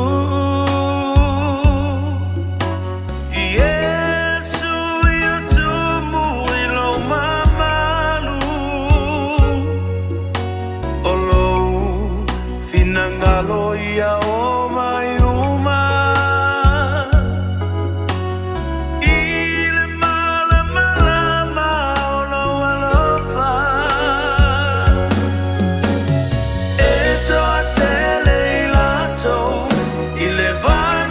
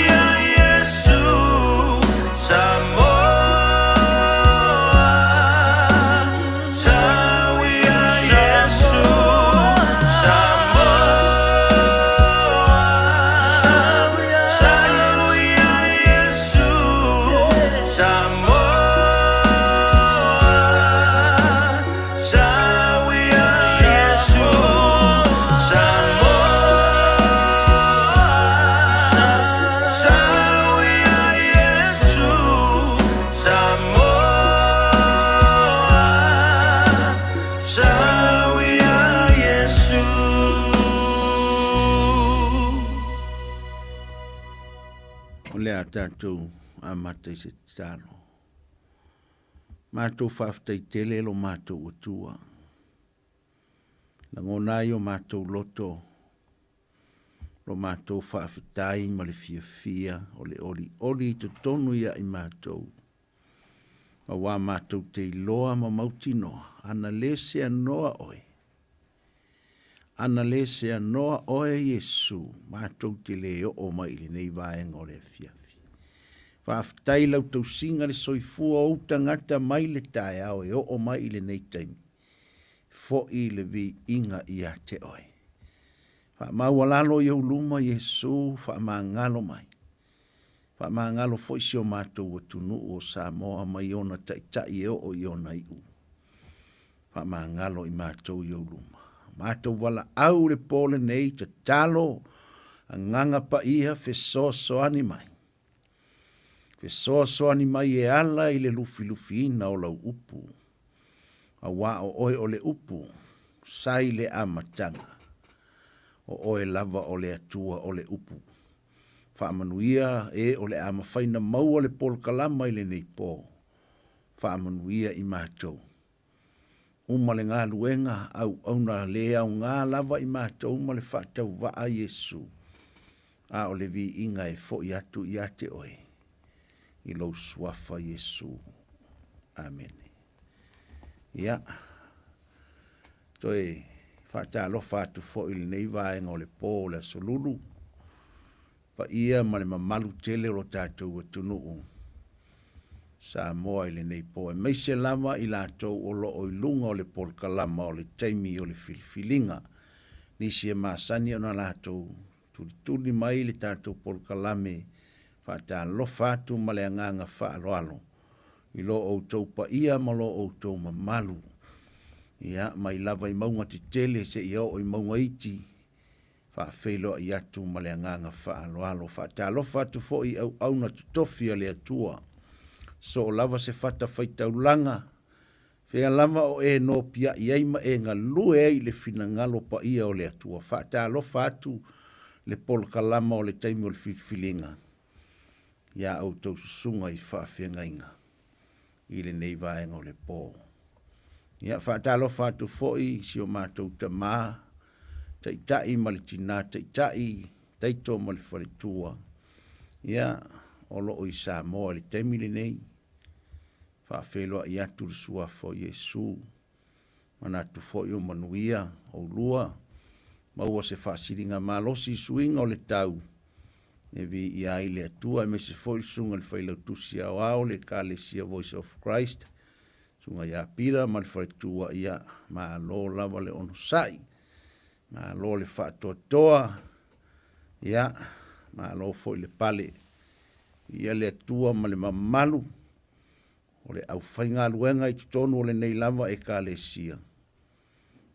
O le si ufofonga o ke riso. Ia vi ia le atua le nei pō. Ai, o le tātou porkalama le nei pō tātou tala noa. Ia i le fionga le atua i le launga Yesu i lungo le maunga. Tau po e fitu o tusi o mātaio.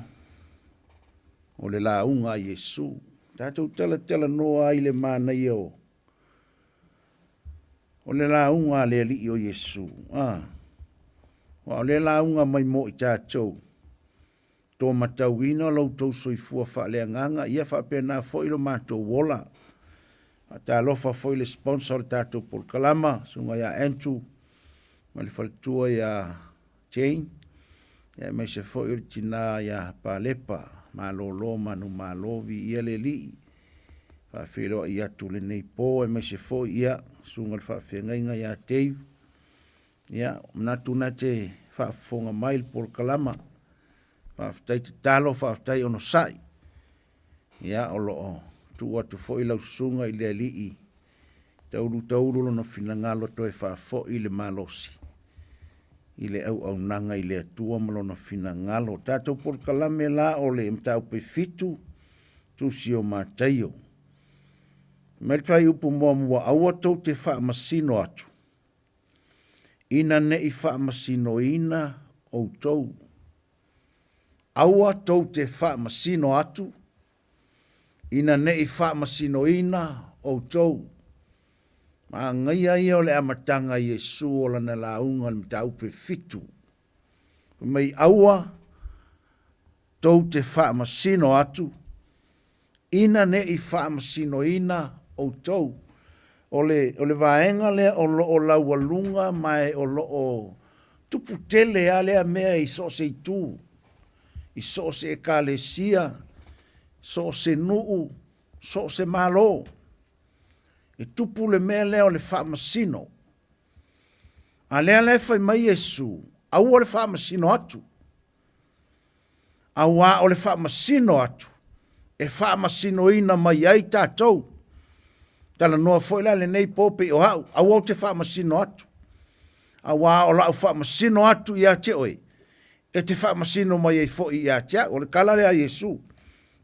Mai e aua le whaamasino. No no winga o le upu aua la ua ta ofi. Pe ua whaasa. Ta ofi mai e Yesu le meo o le ola whaamasino. O tasi le vaenga o lo tele ai mea tutupu. I le soifuanga o lo e soifua ma o wolai. Ona o le mea le o le whaamasino atu. O le matautia la o le mea, o le whaamasino atu o tātou. Saulo leo le whaamasino ngata I a tātou ola. E whaia lasi ke le maonga onga. O nisi teimi e tātou whaamasino nga e la I titi tātou whaamasino atu. Ai foi ma le whaamasino ngata. Wa whaia si ke le. Whaia si ke le o le teimi e foi ma le whaamasino ngata. A le maa ngai ala le mea, leo whai mai Yesu, aua. Aua. Amatanga le nei tau sanga, nau tala noa foi le tala lea, whai mai tala tuspa ia tala Paulo foi lea. Whai mai ia, aua tātou te a mio whaatasi ma le lalolangi. Nga aua foi ngā le kala kuspa ia. No winga a whai o whai mai aua, longa winga e le kakau. Whaasale a mio whaakasi ma le lalolangi. Le fo la wa ma le tau pula e fitu. Whai mai Yesu, au le whaamasingo. Au le whaamasino, lo no winga te tauna ta ofi. Ta ofi lo ngofo ma whaamasingo fua le stangata. Wa aia au ia teau. Whai ala wa u whaamasinonga ia teau. Aisia, awa fo inga o au ai mala malama ia teau. E na o oe fo e mala malama ia te oi. Le ala la le ta ofi e Yesu, fai mai Yesu. Au le whaamasingo ako, oisia, langa ele ma fai e au ngai lo oe. Te ilonga o se mea tupu mai ia te oe, onga o wiloa le ia te oe, tu lau. Ai a fai ele ai se mea tupu mai ia te oe, o le fesiri. O le ala la u whaamasinonga, o le a fai le u whaamasino atu. Le ala u fai mai Yesu, aua. Le au whaafufonga i le nei pō. Mai tātou ai lunga le polo kalama i le nei taimi. Le ua tā ofi e Yesu le whaamasino atu. Fai mai aua. Aua le whaamasino atu. Ina nei whaamasino, ina mai o tau. Wa le makau kia la leo le mea. O lo ngofo ma whaamasino atu oi. Ia onga e ngofo lo lea ma. Whaasanga mai le whaamasinonga ia tea. Le tāua la mo tātou le au whaafafonga. Ma tātou umai la vea i fo ia. Aua kako ke whaamasingo. Aua tātou te whaamasino. Aisia, a fo i leile langi le whaamasino a miotonu. Nga o Yesua o ia o le whaamasino a miotonu. Ia o lo iei fai whaamasino nga fo i e whaalaro langi tau te o iei. Nei lai o le mea langa ia o mea ngai ave iei mo meo ni mea o whaale kongu ma. O le mea le tala noa Yesu. O le tala noa kaiko kasi. Kalango kaiko kasi ma ia au, Malaysi. Fai mai, au al whaamasingo atu. Aisia, e li o Yesu le upulea, o lo ngofo mo wha masingo aku le stangata. Leanga e ngofo ai foi le stangata ma koe wha foi mai a kia au wha masinonga wau. E ta ua la le whai mai o Yesu, aua.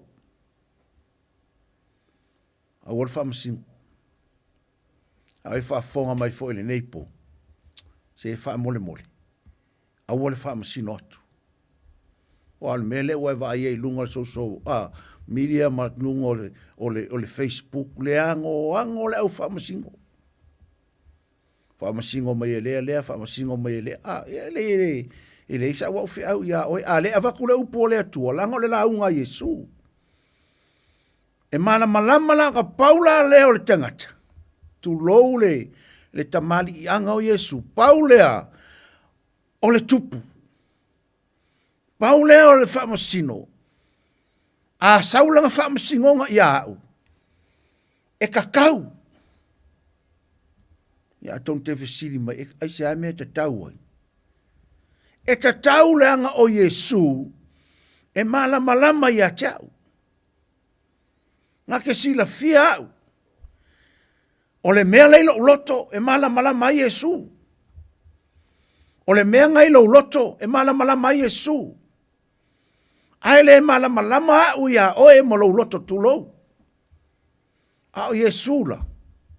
Le tala no Yesu le awol fa masino tu sia. Langa e o ke le malama ia oe.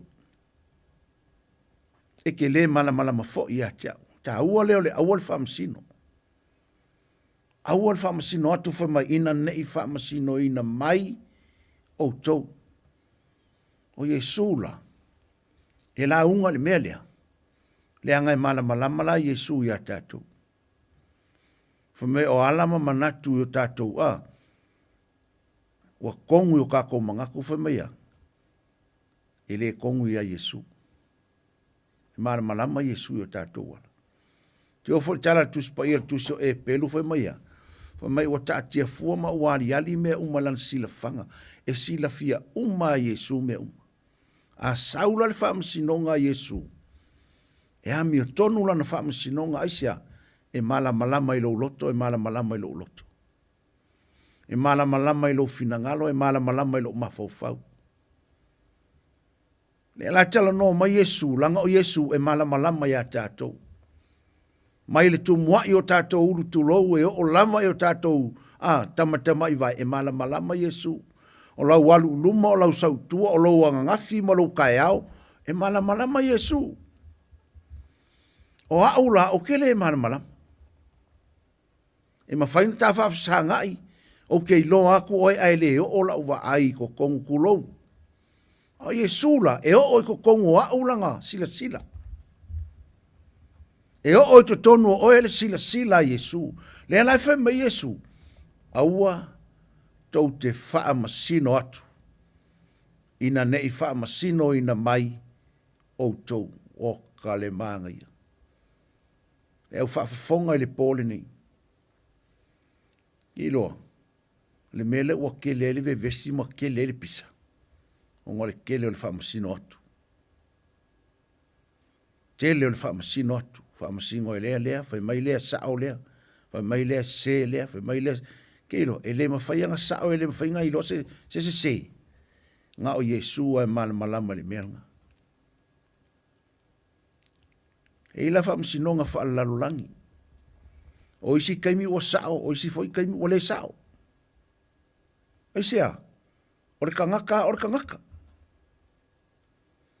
E ese mai la Yesu. O le whaamasinonga la Yesu e ami o tonu. E tonu la na whaamasinonga. E le aise kaimi e wha au oilang whaamasinonga pe se ai.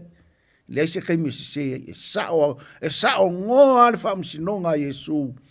I taimi umolona. O ana whaamasinonga e whai mo tātou. O ia foi la lefe maltus pa ia. A o le taimi muli e whai ele whaamasinonga muli. O ia foi le nofo le nofo whaamasino. Na te whaamasino ina tātou. Pe anofo ia le whaamasinonga. ona fofola leo tusi e pe o le tala le tusi pa ia le tusi o whalinga, whai mai ona fofola leo le tusi o le ola, ma le tasi tusi. Ai no fo ia no fo whamasino i Jesu lea. O Jesu la lea ngā fio mai whai mai tala le tusi pa ia, ngā sau o ia o le whaola. E whai mai tala le apostolo Paulo o le atamu muli muli o le anganga whaola. O ia o le whaola, na sau o le whaola. A o le teimi muli muli la. E whai ai le whaamasinonga muli muli a le atua. E nofo ai la le Jesu whaola lea. I le nofoa whaamasino. Mai la le tuspa ia. O le a sau o ia. Mea mua mua o le whaamasino. Ami o tonu. Lua o ia o le tupu. O le tupu to e whaamasino. O ana mea la e whai, e le aise leanga, e le aise pepelo, e le aise se, leanga o ia o le tupu, o le ami o tonu. O ia o le whaamasino, ami o tonu. Le ai ma se kaimi e tasi. Le au whaafafonga le pole nei e se e le whaamasinonga le tupu lea. E le koe saula o ia o se whaola. Ae o le a sau o ia o le tupu. O ia o le whaamasino. Ami tonu. Wa umalonga kaimi ngā sau ai o ia o le whaola. Ae a o le teimi fofola i tusi. I luma o le no fofa masino o le atua ami o tonu. No fotupu Jesu le no fofa masino. Fai ala na whaamasinonga. E ami o tonu. E ato o toa. E le lei. Ta ua la leo le ta maua o ia. Leo whaafonga le pole nei. Le ta ua leo le ta maua o Jesu. La le winga le tala i a ta maua. Ia iai se tā mafutanga vāwala lata ma Jesu. Ia whaia se tā whiangainga ma Jesu. Lenga ngā sau o ia o le whiangainga. Na sau e whaile le tongi ola na sau e whaile whaolatanga. Mō tātou no ese. Aisia. Lenga sa vāle whonga waa. Sa le aise tātou mafutanga ma ia ina ua ngā sala atamu. Nā ngā sala loa atamu o mai leoti. Mai wo o mai foi leoti, talu le tangata. Wo o mai foi le toi tutu o e uoti, talu le tangata. Mafua mai a atamu. Nā lainga o mai leoki, wa ngā sala akamu. A mai lo lea le atua lea, le kongi ola mo lea ngā sala lea. E whaola i ngā ai tātou i lea ngā sala lenga ngā kako woki mai a akamu. Whai mai leo tuspa ia, wa fio mai lea a tamu muli muli. O lea nganga whaola. O kale mana ia, to e foi mai a lea tua. Koe a waku ka ua le mafutanga, e koe whaola i ka ua, ma koe whakula i ai ka ua, ma ka koe maua lea vangoa, whai mai a, ua maua foi le toi tutu o e uoti, talu lava tātou, ona e mafua mai a Jesu, ngā sau Jesu, alu le sa tauro, alu le tunga mau, to e tū manu malo. Ne foi lau mau wale kā koe mangu malo. Mau wale toi tutu o tā ua, aisia. O toi tu Jesu. Leo whaafonga. Ta ua la le mea lea leo whai mai Jesu la na la unga le inunga le maunga. Ta upe fitu. Mai aua tau te whaamasino atu. Ina ne i whaamasino ina mai. O tau. Tile leo ya oi ki o fola ya oi pe a whai koe. E koe whaisau whaamasinonga i sista ngata. Ki koe ngofo mo koe whaamasino sis. Aure teimi o le tātou whaamawala lalo. Tātou whapeatu le atuai whaamangalo mai lo uola whaamasino. Whaamangalo mai. Te leo teimi o ke whaamasingo ai lo uso, o ke whaamasingo lo tō whawhine, o te whaamasino lo tina, te whaamasino lo tamā, o te whaamasino lo whanau, whaamangalo mai a. Whamangalo mai. O le pole ne utatou whalongo le fiongo mana ia Yesu. O Yesu e onga le launga ele o se aposkolo. O Yesu e ona le launga. A mata malfa le matai o mo fa solo mo le mta upue. E ono. Launga Yesu le maunga. Sau le lima. Wa ile mangai. Ia nga. Kau pue lima, kau pue ongo, kau pue fiku. O launga Yesu. Ole mangai ia yo ngai launga. Wa. Ili nga kale kau pue fiku. O launga na ia fai Yesu. Ele i fai e kukongongi. E nga fai lungo le maunga. Ka koula awa ko fai mese loku le sera au ai ula ia. Me vele au loku le sfarsa. Fai le lola au. Ai Yesu nga fai anga launga i lungo maunga mala lola au. Felo rua i felo rua ia Yesu ia ngofo i lungo se. O se mea ava noa fo lele.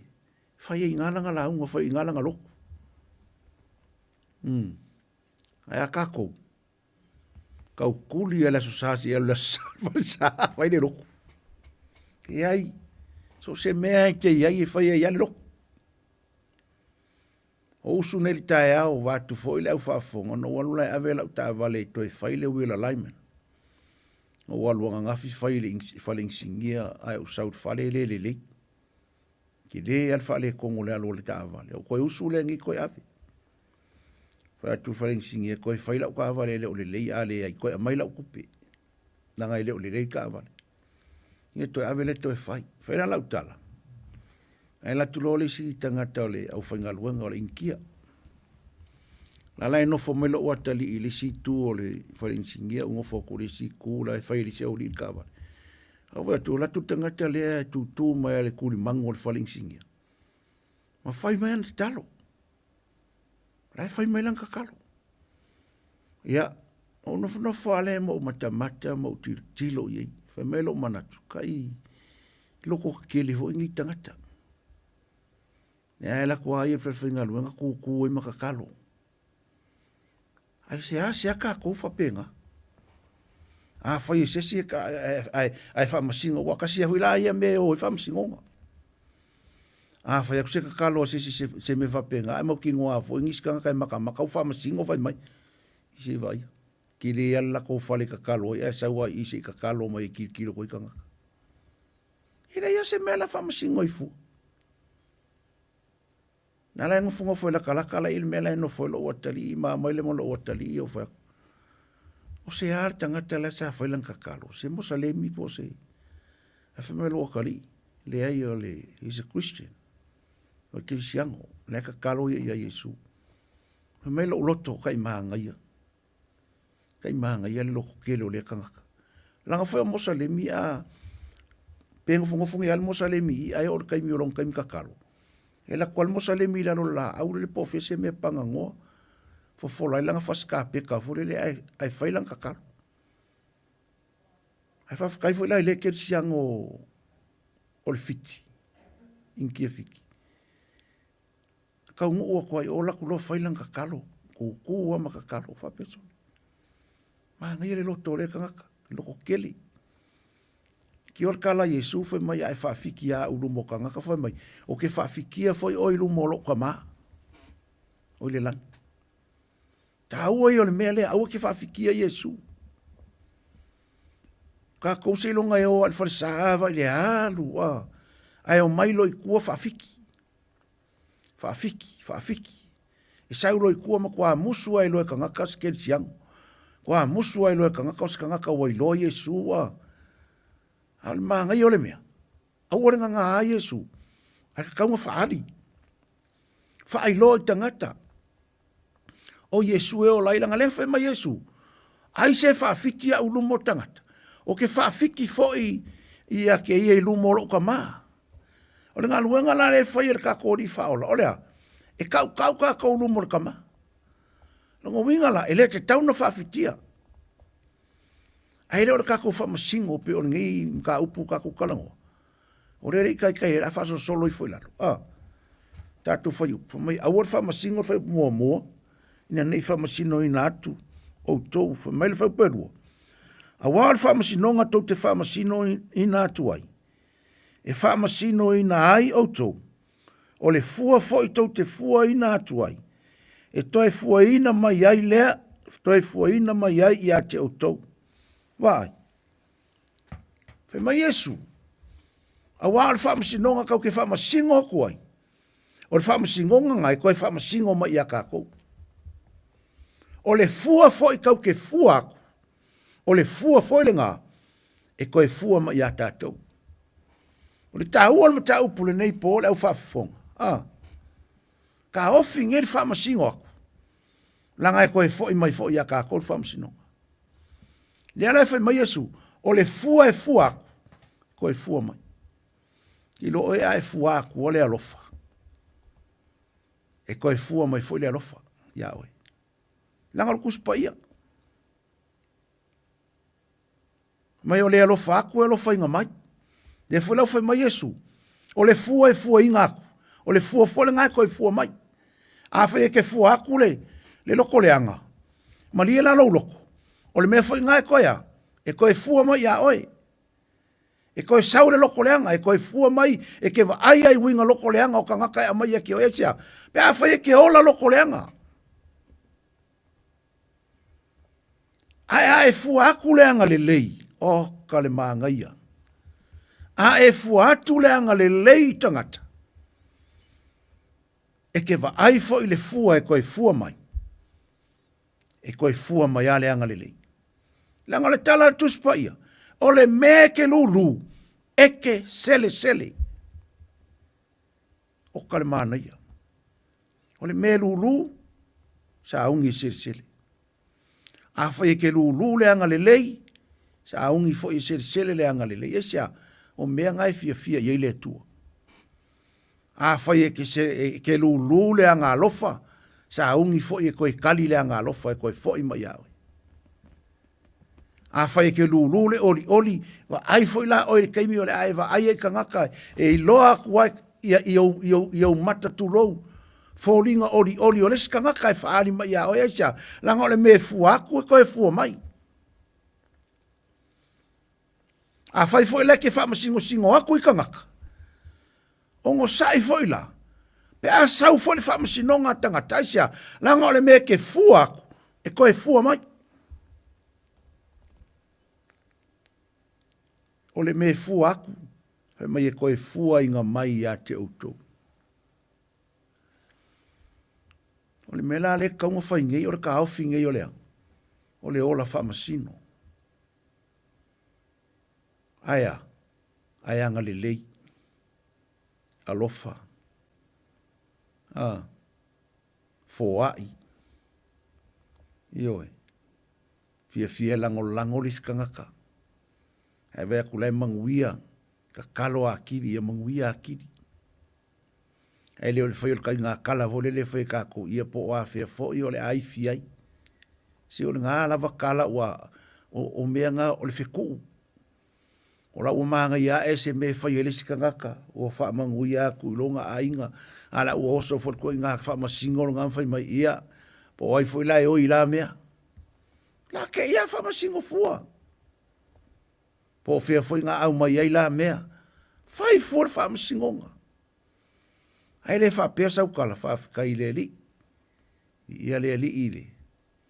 Longa wha mangu ianga foi sila uso, ma sila kofu finge, ma sila ainga. Wali maa ngai o ngā kala. A wha alongo i larka ngā kala. E tupu a tili longa oli i le atua. E wha whetai ona o oe. E mangu ia lau kalangoa. Ai le o le wha alongo mai o le ngā kala e mangu ia fe mai Oi fo yo i la me o sa umale la kama. Ai po o a fea fo yo le a umai. I soli, ka fio lai. O e ngofo fo mfa ngaka le uma. Ai a fai aku au kalai a le manguia o le akua lai o. E ke fio ala e fai aku lau wha masingo. Ai vai aku ala e manguia i fua. Ke vai aku ala e oso ale la o ka ngaka la. Eles que me fapenga ai kako. Kau ke fape o kako o ke sianga o kako mo o Yesu. Ai ke vai ku ngaka ele alu ile kuolonga o lang ke vai kwala e alu wa nga yanga me ilunga. Inga ke ole fa pe la hai manguia la ngaka aile oa. Wai fa masingo la ile atua. Ko pea. Ilo me fa pe ngala fa mai kala kuspoia. E ia ile aso ilo ai. E esele a mio lelei, esele a mio leanga. Ke lo e oso le lao ka ngaka mio leanga. E oso foi le lao ka ngaka mio kong. Ha ole unga la. Fa mai kuspoia e lo la ile unga. Le ka ngaka au nga ile ali. Mar ka ngaka ile au nga ile ali. Ai awal fa msingoa. Ai vai ko manga ia me alis ka ngaka ai le os ka ngaka le loku. Fia oi. O a mea wa yake oe se fa fe kai le atua. Ai awala ele va ia kulo lava wa ke ilo le ufa peso wa ka fiu foi ka kalo wa ka fiu foi loku. Ka fiu foi fai kalkus pa ia ma mi sole se wa ka ke fiu. Awal fiu. Awal fa msingo ako. Hangal fe mai ole me fu ako ko e fu mai. Wala manga yo kuspa ia Yesu. Le la ka fa solo a. Fe po toru. Se ale me te va ai tu ai le fasila au le mata o lo uso. E tau te le iloe o ele utupoto i lo lava mata. Va. E me la me ke va ai le fasila au le makaores. O lo uso. Ai le va ai fo o ile ukupoko la ilo maka. O le sile me makaukia ya kako. E ke ilofa masingo o le sikangaka. Ai ke le ilo kilo o ia o e po fafefea. Pinga fai atu. E nga o oe ai malamalama ya oe. Nga o au fo e malamalama ya kiau. O le sikangaka. Kau ke le iloa. Kau ke le iloa. Ioi. A o inga ke iloa. Nga o Yesu. Malamalama le Yesu fe maila.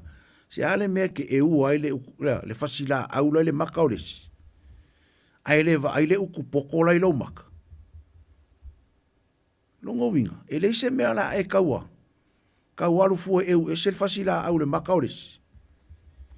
Kango e le o ngala aula ilo maka. Po wa ufo. Ai ua ke alu kam foi e se le mea le maka o lesi. Ai le faila ua umaka la ele o ngala au. Ese. Ai sia. O ke le angai. Ai le o kango nga ngale o ngala au le o maka. Ai walu ese le o ngala au le maka o lesi. Mo mosia wa o ngala au. Le o whaafonga le nei po ma tātou por kalam. Ave ese mo le mea leia ka ika. Whaamama mo ka ika. Ka kalo i le atua e whaamama ngalo ka ika. Whaamama. Ese le ukupoko le loka maka. Ai le o loka alu ese le fasila au le maka o lesi. Ale a ka vale le ukupoko loka maka ka kele o kango ie. O le whainga ka o le mea. O loka whai akuri ka ngaka e whai mai. Au ke poko e whaamasingo au e whaamasingo. O al mea gai maua. E korofa e marika ngaka sore. Ia la e oso mai la whaamasingo au e le.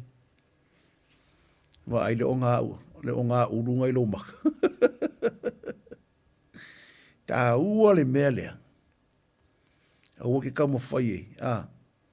E au e se le fasila aura le mata o lo uso. Ai kango mua o i lo mata. Whai mai. Eu ese. Le utu poto. Ioi. Rongo inga e whasi ke leo le mea la ia ke au. Ngai leo le mea la i le maka o lesi. Ale la walu eu o. Ai ko ule o ngala au ke le ale lo maka. Whaatanga la le, ala fionga le atua. E ka hau fie leo la whaamasingo. Ka hau fie leo ka kango fua whai fuaris. Ai le whai mua ka ika. O le tā ua le maa ngai o le upule a Yesu o langa launga. Langa e mala malama Yesu ya oi. E mala malama fo Yesu ya kia.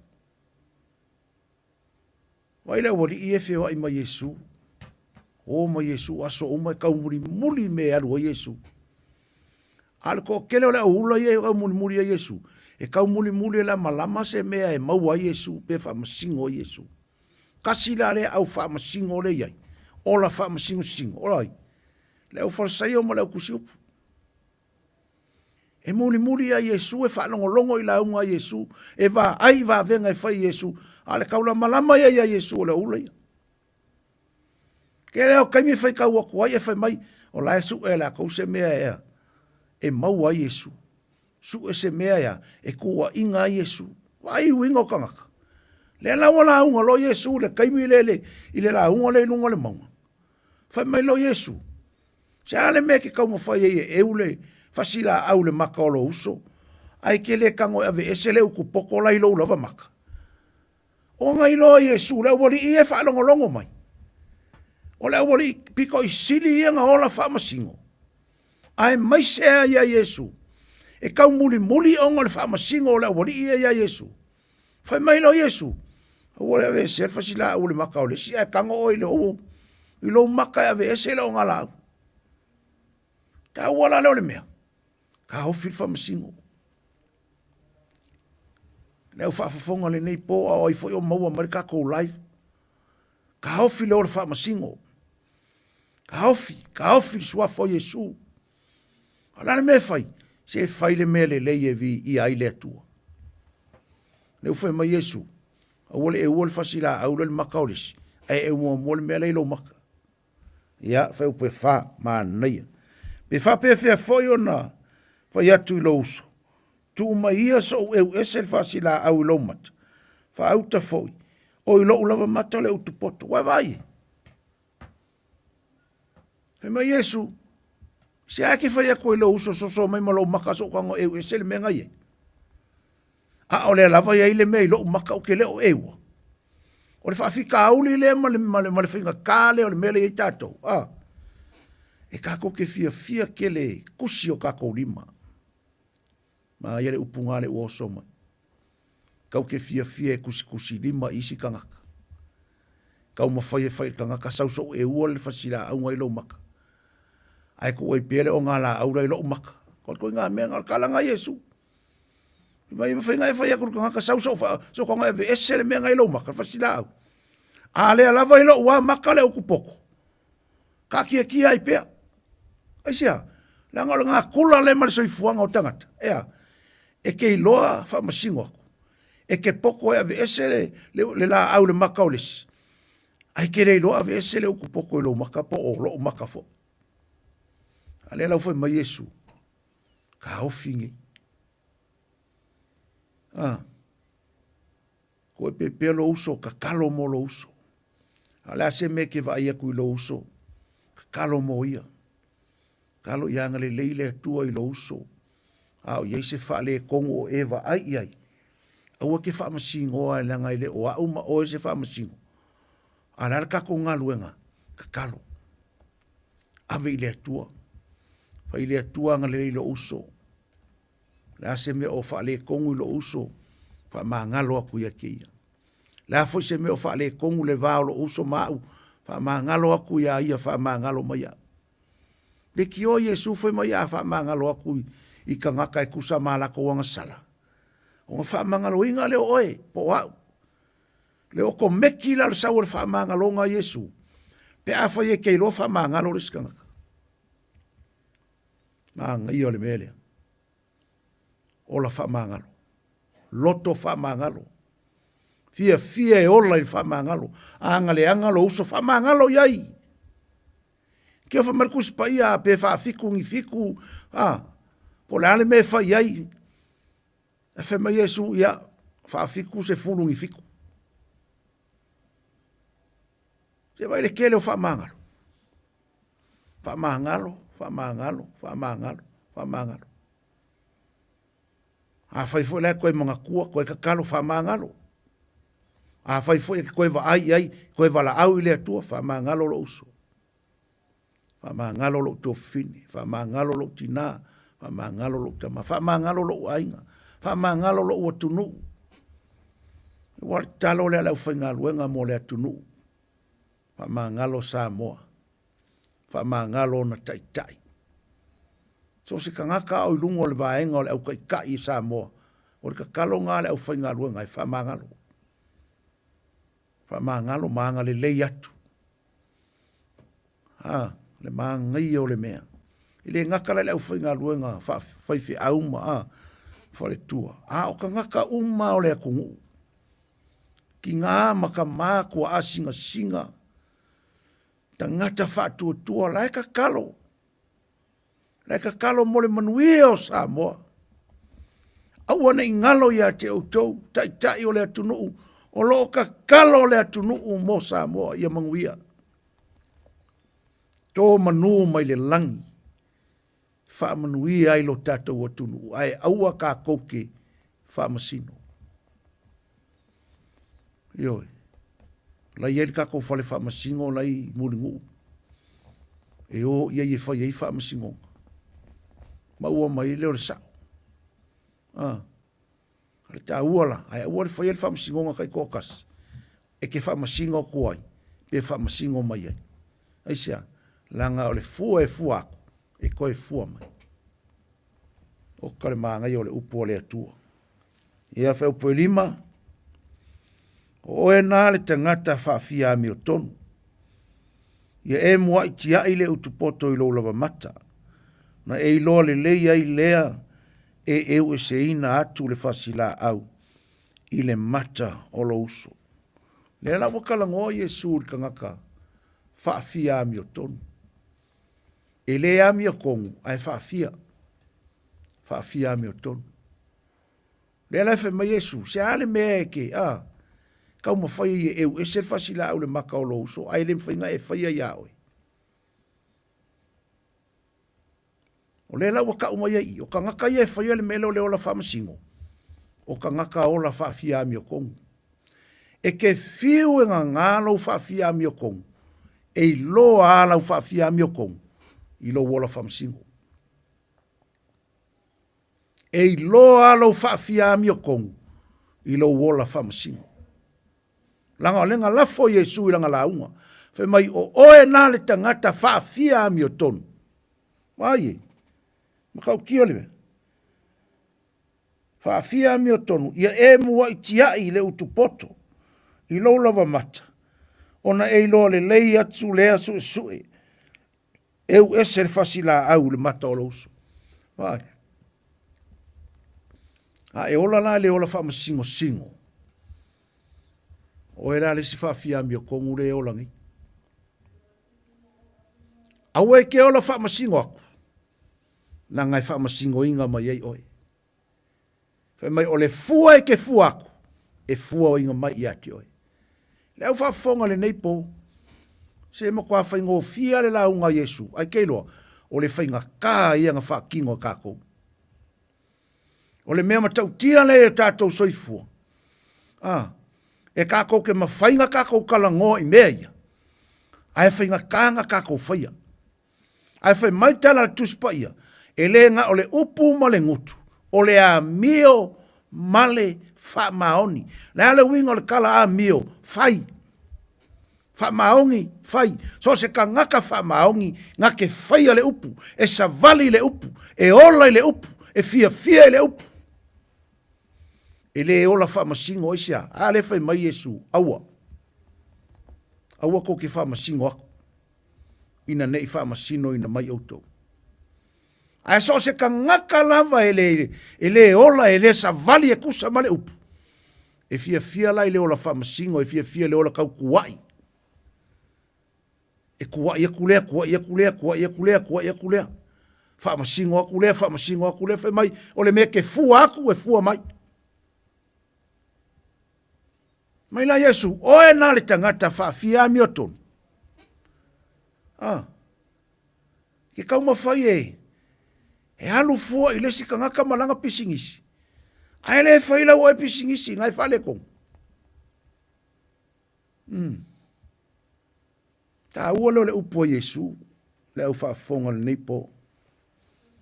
Whai ngō fie maa ngai o le launga Yesu, oka se laupa senge. A o mea whai ngō fie ia, o lo o lape e le kakou savaringa. O mea ia ele o mawhainga kakou whai o lea, Au le whamasingo. Au le kaukuai. Au le whai mai o pai le anga o au le lei. No, le se le lei e iwe na ia Yesu. Ma ia Yesu nga mo e akuru ka ngaka whai mai. Le a o le lei e. E ma Yesu, le ai. Le ai ma se le lei. To a tasi le tangata le lei nga o le atua. Ma fau le ri e se anga saungo ai Yesu. E le se le lei o yanga ia o nga ia o le atua. Ki le manga i o kala le a Yesu. Man tua le tala noa Yesu le tino. Le tu tangata leo Yesu le kalango ai. Le kalango longa i tu tangata. E le se le lei. E ye le fa le kong. Ke loa. E le ai masesi se lau pasenge o ola le lalulangi. E tofu uma tātou ma le mea e whale kongo ai, e iei o lape, e iei o leanga, e iei o whale tonu, e iei foi o whale tonu. Hao le tangata matau i le atua, e ke le whamasingo singo aku. E ke le kua inga le leanga i lesi. E ke le whai aku o ai leanga a o oe le lei. Aua e ke whai se kala i ke le lei, le ai langa whai mai esu o le ai se le lei nga o le atua. Kai mi o whailanga misionga nga saungo a Yesu le upule. Nga o whai maritangata lea oa o le lei. Ma Yesu le ai ma se le lei. O le au so o uma iefe a le kongu uma. O le au whalesai o lele ma le au kusi upu i e muli ma ia ki au o le makua sifi o ura. Ea, o e muli a Yesu o le ale o a mailau soifua. O e muli a Yesu o manguia. O e alofa mo i a Yesu. O e savali e kusa ma le finga ngalo Yesu. O e savali e kusa ma le upu o launga Yesu. O le whaingo fio launga. A muielo ko maulalo, a muielo ko maa, muie o kale mau wha a muia. A e sau ife mai awal wha masingo aku. Sau ife mai oe ka ngaka mio, wha fia mio kongu. Se ale me ka mwhai ave esele. Fasila au le maka o lo uso, ai le whainga ave siele o ngala au lo maka. Ia lau tala no mai Yesu la ngalau, o kare maanga i o ngai lau. Wa au le leile launga i mea whaingo fie. Au mea whaingo fie ia, o le kako ki wha le kongo ia. Ai me le kako ki wha kanga i e ngai po. Ai me le tau mwhai i e ave le launga i Yesu e ke olai mo uolai.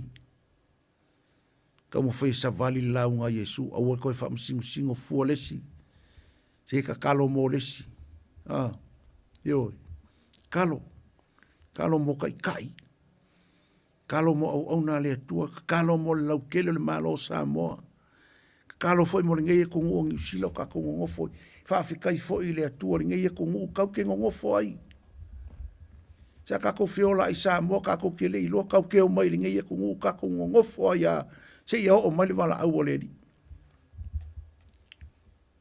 Paftai le tua, o ke whawhekai le tua, onga o le ngeia kungu, o lau ka kalo foi mo le ngeia kungu, whamanguia o nga kaikai, po ai ar kaikai e kula i mai, o lau ka kalo whamanguia ai sea. Langa o le tua. Ka sauri ngeia kungu o ka kalavou. Ia le wako e inga ia. Kai ala le alofa o le atua. Langa pule whaasoa ma langa kausi. Ili ngei ola vai. Kai ai fo ili ngei kungu o lo kakungu ngofo. Ai le mawhainga ngalo. Le atu nuu na tātou whana naua tulo. Ele ngalo ya o ele ngalo ya au. E alu yelo loto e te alofa iai. Mi foni ngai kako ke anga le lei o kako ainga sia ile ngalo Samoa.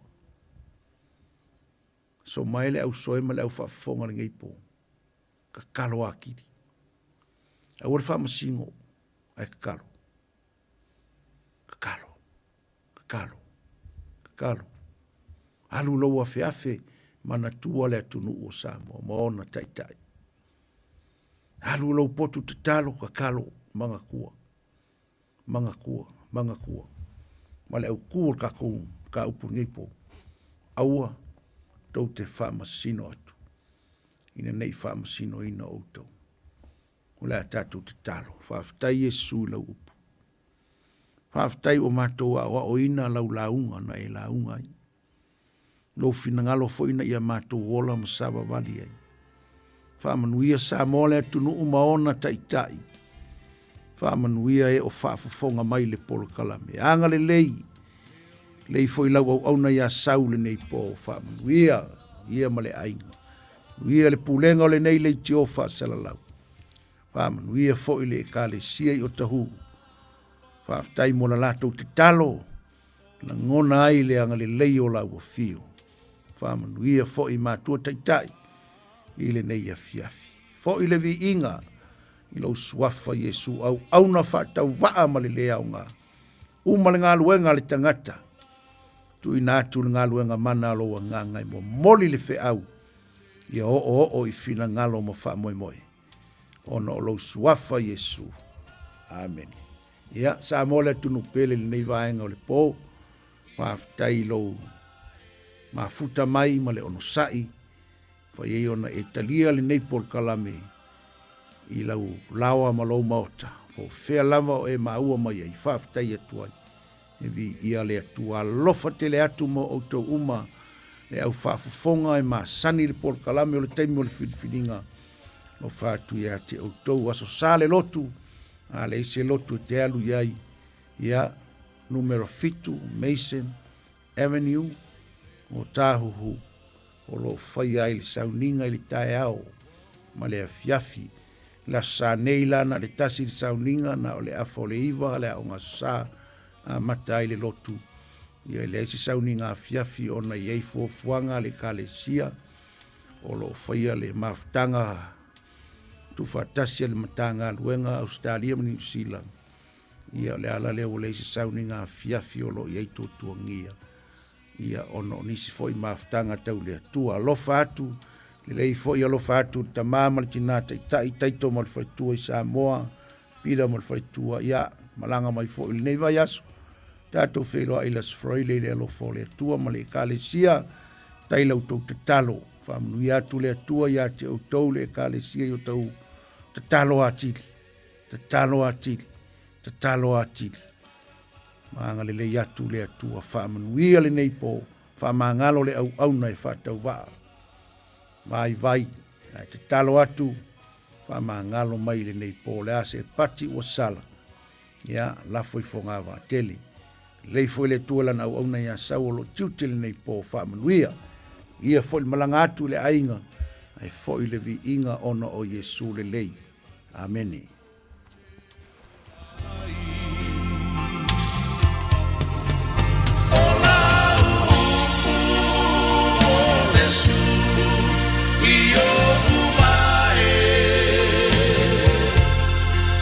Le bala bala foilea io wala e papoto ai pato ai ne soi puana o la e paia e ai le bala.